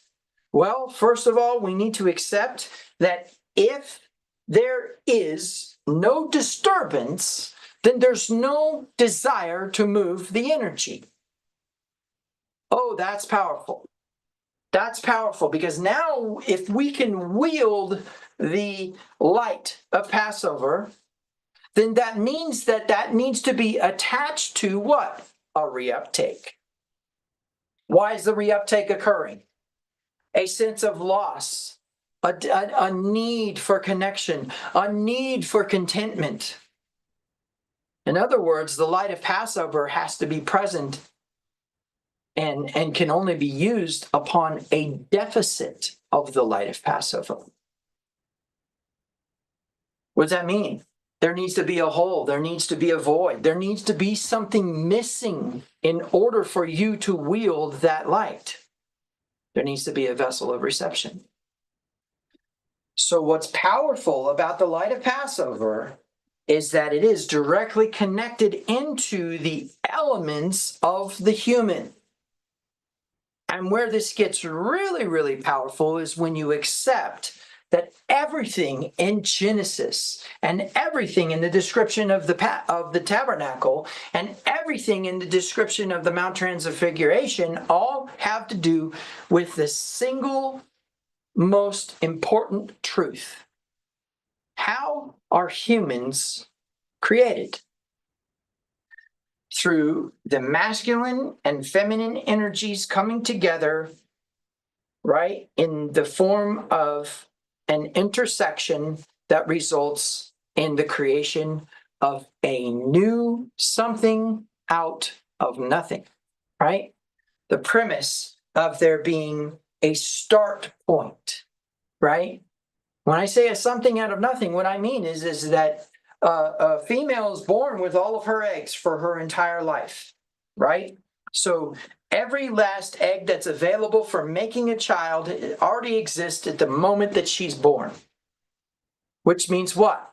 There is something there, yes. But when I say something out of nothing, what I mean is that there's nothing making that into a human being.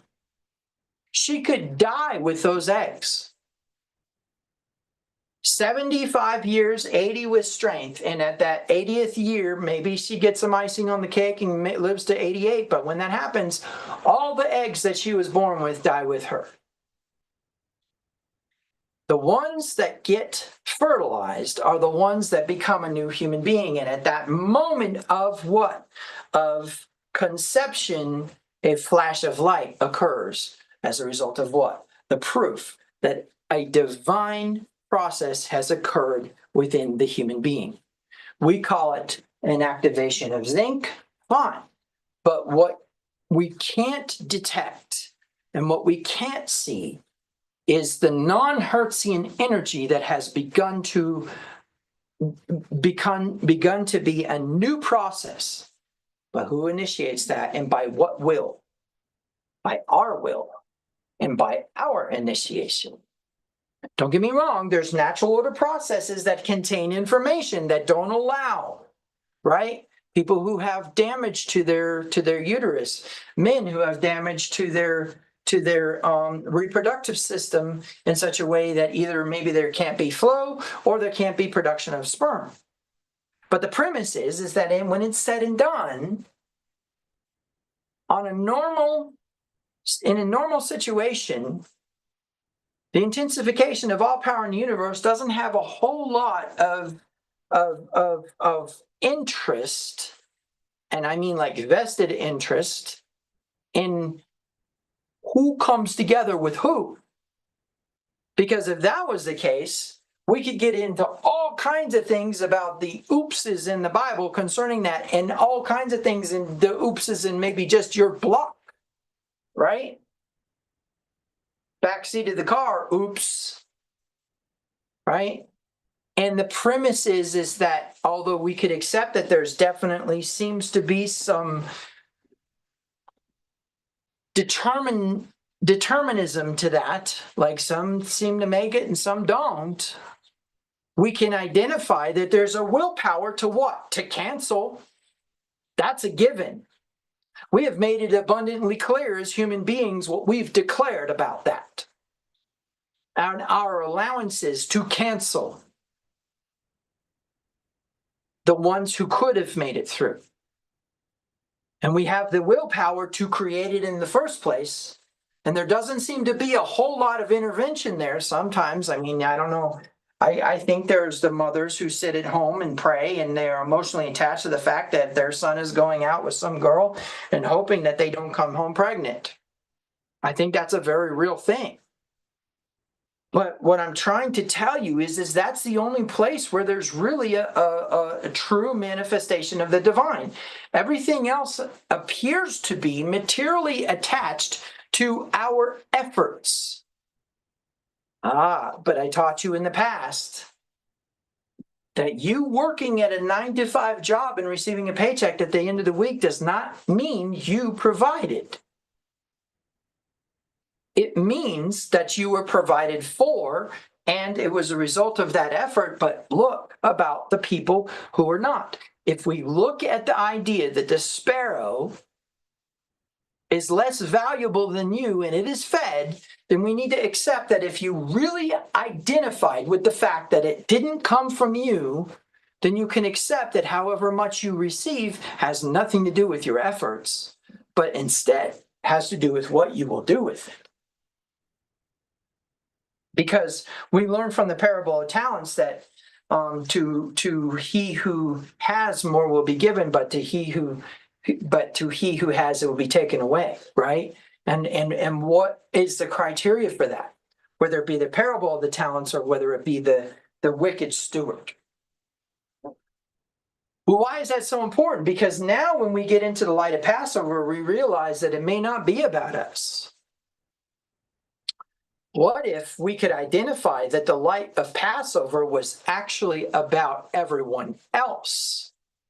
And that the proper application of wielding the light of Passover is to cause an entity to become delivered, and cause an entity to prosper, and to cause an entity to have an identity change. Oh, we get into a very different system then, don't we? See, we have been going, oh, well, I want the light of Passover to activate upon me. But what's really powerful is that we accept that there was a mixed multitude that went out with the Israelites. We accept that some Egyptians followed the instructions of Passover. Where do we see that as true? In the commandment itself. The same rule will apply to whom? To the alien among you. Right? And so what? Somebody who is not covenanted with Yahweh can practice Passover and therefore activate the light of Passover, which means what? All your claims of appropriation that you get all been out of shape about because somebody's playing with your holiday and not doing, and not a part of your faith is hogwash. An alien can partake in Passover. We could get into all kinds of information about circumcision and all those other things of argument, but in the end, what we can accept is that the light of Passover is for everyone. And if it's for everyone, then we need to accept that the deficits within that have to do with those who have the ability to wield the light of Passover. Meaning what? Meaning the wielding of the light of Passover, or the willing of the light of Passover into a vessel of reception, has to do with a need, which is the result of a discontentment. So what's interesting is in the end, what you can say is that what appears to be a drawing of the endocrine system within the tabernacle itself, and the endocrine system itself, and these emotional activators, right? Like you guys don't realize this right here. This is the emotion of anger. Adrenaline and epinephrine and a reuptake of dopamine and serotonin is anger and fear. They're the same, right? Let's talk about guilt for a minute. What does guilt contain? Guilt contains a feeling of what? Unequal distribution, and therefore a reuptake of oxytocin. And guilt also contains GABA, which is a thinning of hormonal connection, which causes serotonin and a couple others to end up becoming thin, right? But the premise is that basically when it's said and done, there's a desensitization to the nervous system and a desensitization to contentment, in that we do not respond correctly to guilt. Okay, so all of that tied into this gives you what? An understanding that the way in which you wield the light of Passover is your emotions, but emotions don't exist, which means what? Emotions are just an autonomic response to stimuli. Stimuli that doesn't necessarily have to be the natural stimuli, which means what? We can add information to that, resulting in what? In a connection to the,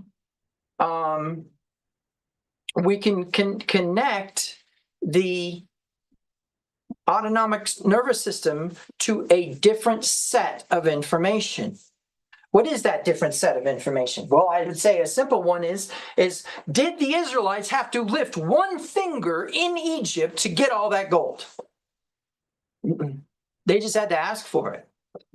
So the question is who are you supposed to ask? What's the next thing? Not only did they not have to ask for the gold, they didn't have to ask permission to leave. 200 some years of being forced to stay in Egypt, and all they had to do was walk out. Now, could they have walked out in those first 200 years? Yep. Did they believe they could? Nope.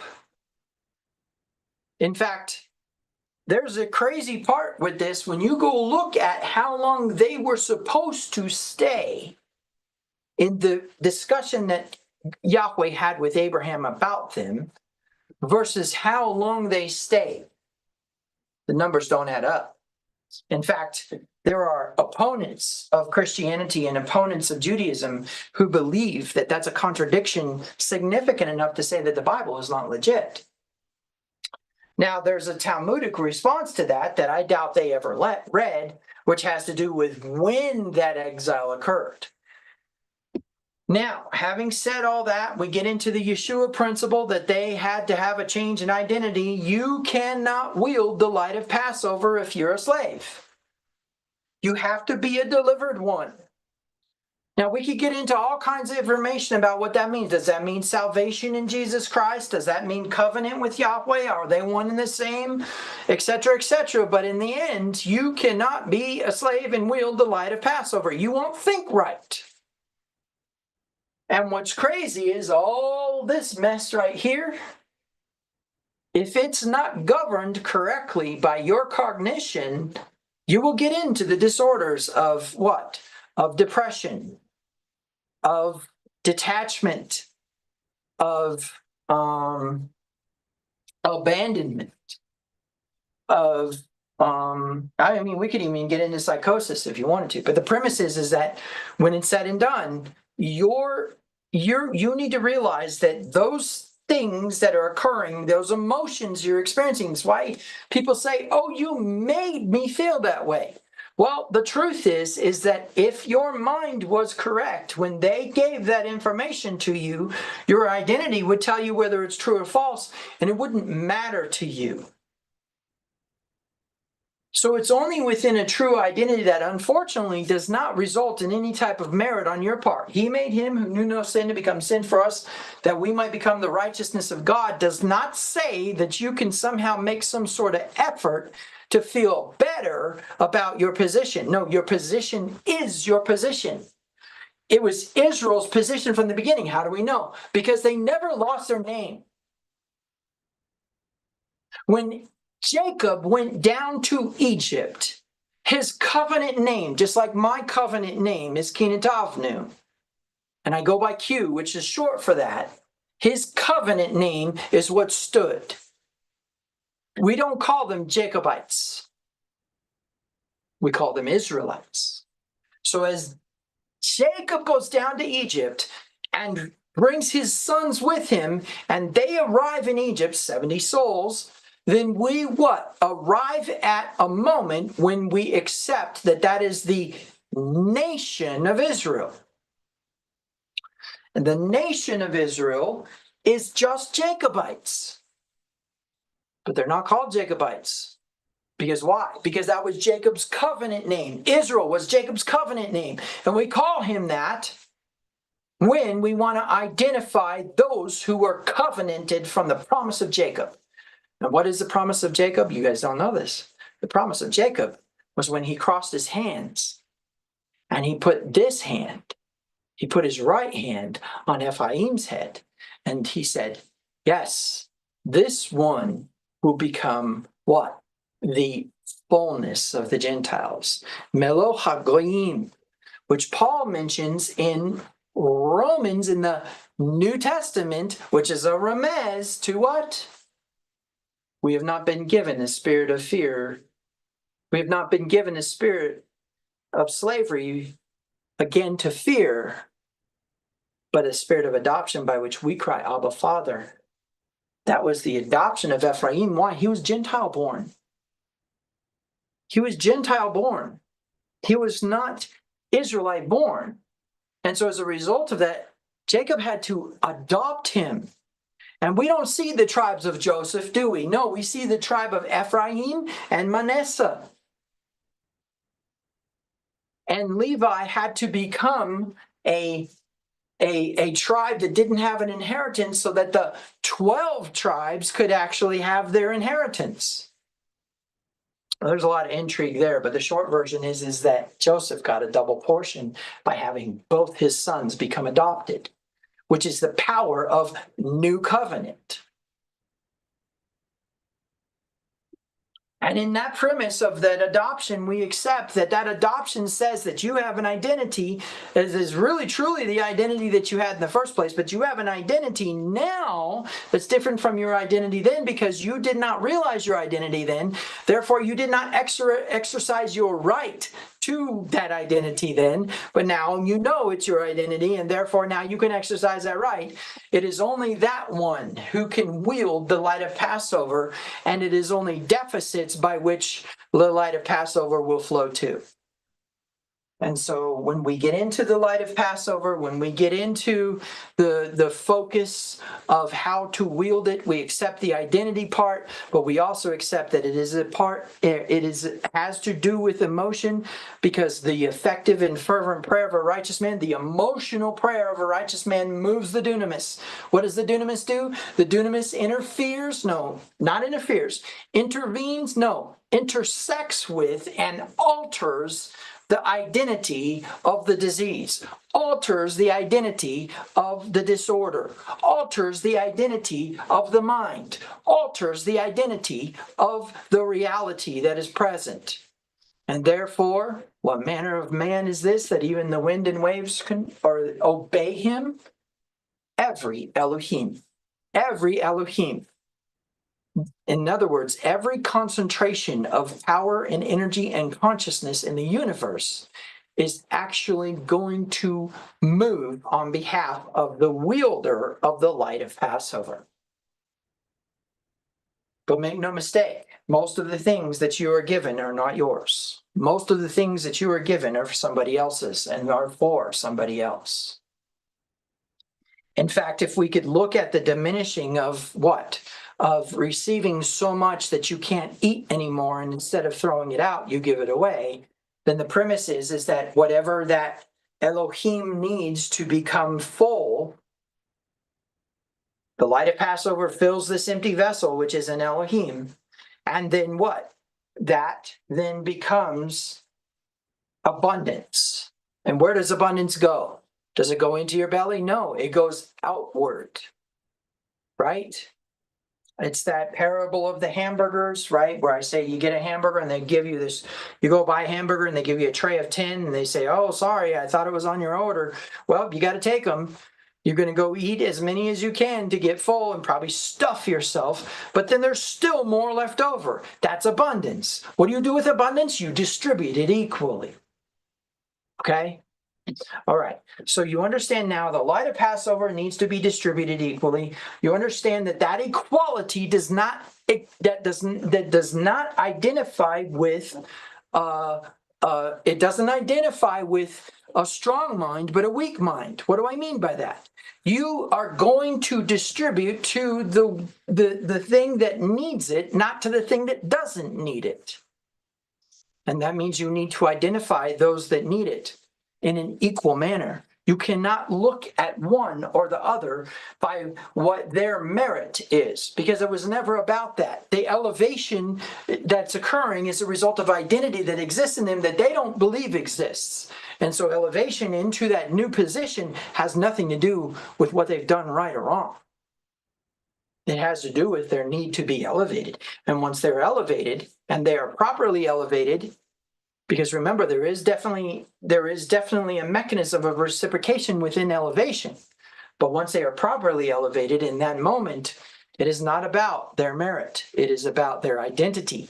And that identity does not say that they are obedient to Torah. It doesn't say that they are in covenant with Yahweh. It just says it needs to be distributed. Final point that I think needs to be brought home. The tabernacle was never supposed to be the focal point of worship. Obedience to the higher self, which is the divine self, which is the Yahweh within you, and accepting that voice in you that says, don't do that, is actually the voice you should be listening to, is greater than the temple. Remember, Yeshua said, what? He said, greater than the temple is here. When he was arguing about what? The cycle with the rabbis. The rabbis were going, hey, your guys are picking grain on the Sabbath, you're violating the Sabbath. And he argues about what happened with David when he ate the table of showbread. Why? When he ate the showbread from the table, he was not a Kohen. Right? David was not a Kohen. And so we need to accept that if David was not a Kohen, he should not be eating from the bread. But somehow there was a compassion and a mercy involved there to feed him who was hungry. Or have you not known that the priests are excluded from the Sabbath in the temple? And I tell you the truth, greater than the temple was here. It was never about him. It was never about Yeshua. That's not how he operated. Everything was about us. You want proof? He went to the cross, right? It wasn't a cross, but he went to die. He went to die on your behalf. He made him who knew no sin to become sin for us, so we might become the righteousness of God. Oh, won't you get it? There was never about him, ever, in any of those processes. It was about the kingdom of heaven, which is within you, that you were supposed to seek first, right? Seek ye first the kingdom of heaven, all these things will be added to you. What was he talking about? Things you should wear, things you should eat, things you should drink, right? Oh man, if you could get this, that it is about you. And so you start with the healthcare. Now I could get into all kinds of other things concerning this that maybe we'll get into in the Midrash about how this was actually a human.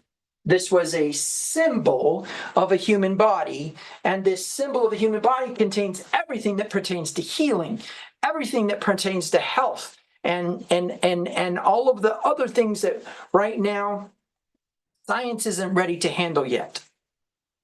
But I can tell you, if you go back into the book of Acts and read, you will find that the human body was the concern first.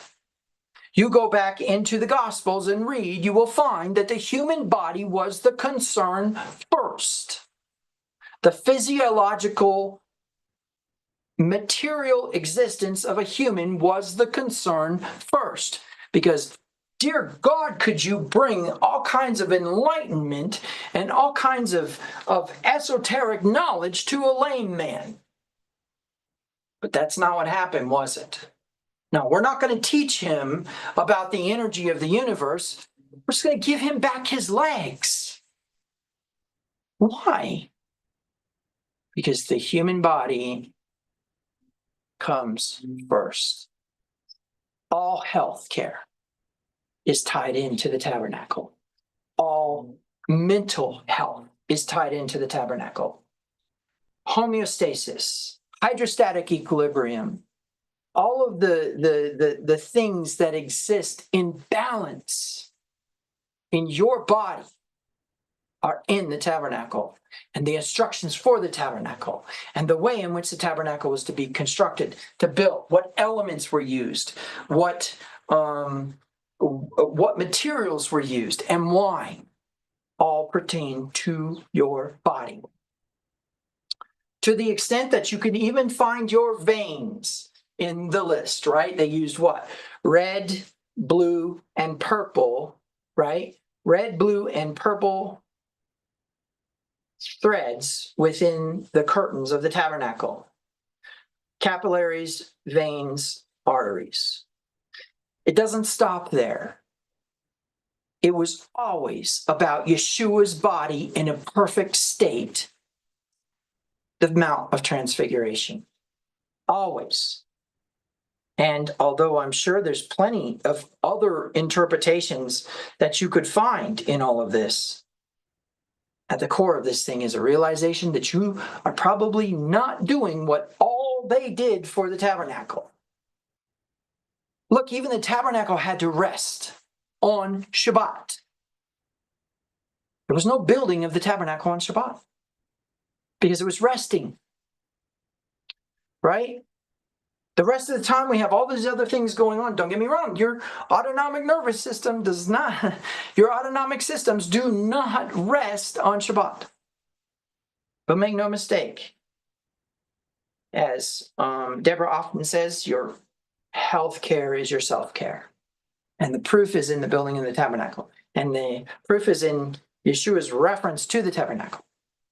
And so in the end, we can accept that the reason why the instructions for the tabernacle exist in the fashion that they do in this parasha, Pekudei, which is basically the fulfillment of those instructions, in the parasha previous, right, Vayakhel, we are dealing with the human body and how to care for it. And I'll bet you it's all in there in the Hebrew. I'll bet you we could find it all there in the Hebrew. Now, having said that, I think it's very important to understand that, like I said, Peter could have given him all kinds of knowledge. In fact, he could have given him salvation according to Christian soteriology. All this man really needed was Jesus. Why heal him? Right? According to Christian soteriology, a man does not need his legs to be saved, and he will have legs in heaven.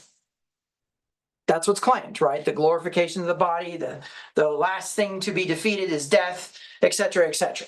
That's Christian theology stating that this man did not need to be healed. But was that Peter's opinion? And where did he learn that? And if he learned that, then he probably understood that that began with him. Because change starts from the inside out, not the outside in. And therefore, the change that this world needs has to do with your physiological health. And so, as I move into that thought process, my thinking on it is we need to change our thinking about the tabernacle. We need to change our thinking about those chapters that we skip for whatever reason that we need to change that thinking. But in the end, remember, the dunamis is an intersection of other information into the autonomic system that is already reacting to the solids and the dis-ease and the discontentment and the disconnection of the body. The dunamis comes in and changes the identity. That's it. That's all it is an identity change. If people understood the level of identity being the result of disease and disconnection and disorders, this world would change so significantly. So, your healthcare is your self-care, but you need to understand the body is the priority. It always has been from the beginning when Yahweh formed him out of the dust of the ground, when Yahweh formed Eve out of the side of Adam. Okay? And so that part is the part that you need to realize. A lot of times, the light of Passover is going to be a deliverance from disease. It's going to be a deliverance from disorders, mental disorders even, if you wield it. But you have to have an identity to wield it. Okay? All right. So we will have more discussion in the Midrash about this. And I know that some of you are itching to get into the Midrash, and I am working on trying to come up with a system to where you would be able to participate in Midrash. Rest assured, everything that you think is insignificant in Scripture, for example, something that talks about two sockets being joined together, we need to understand is actually about you. Okay? All right.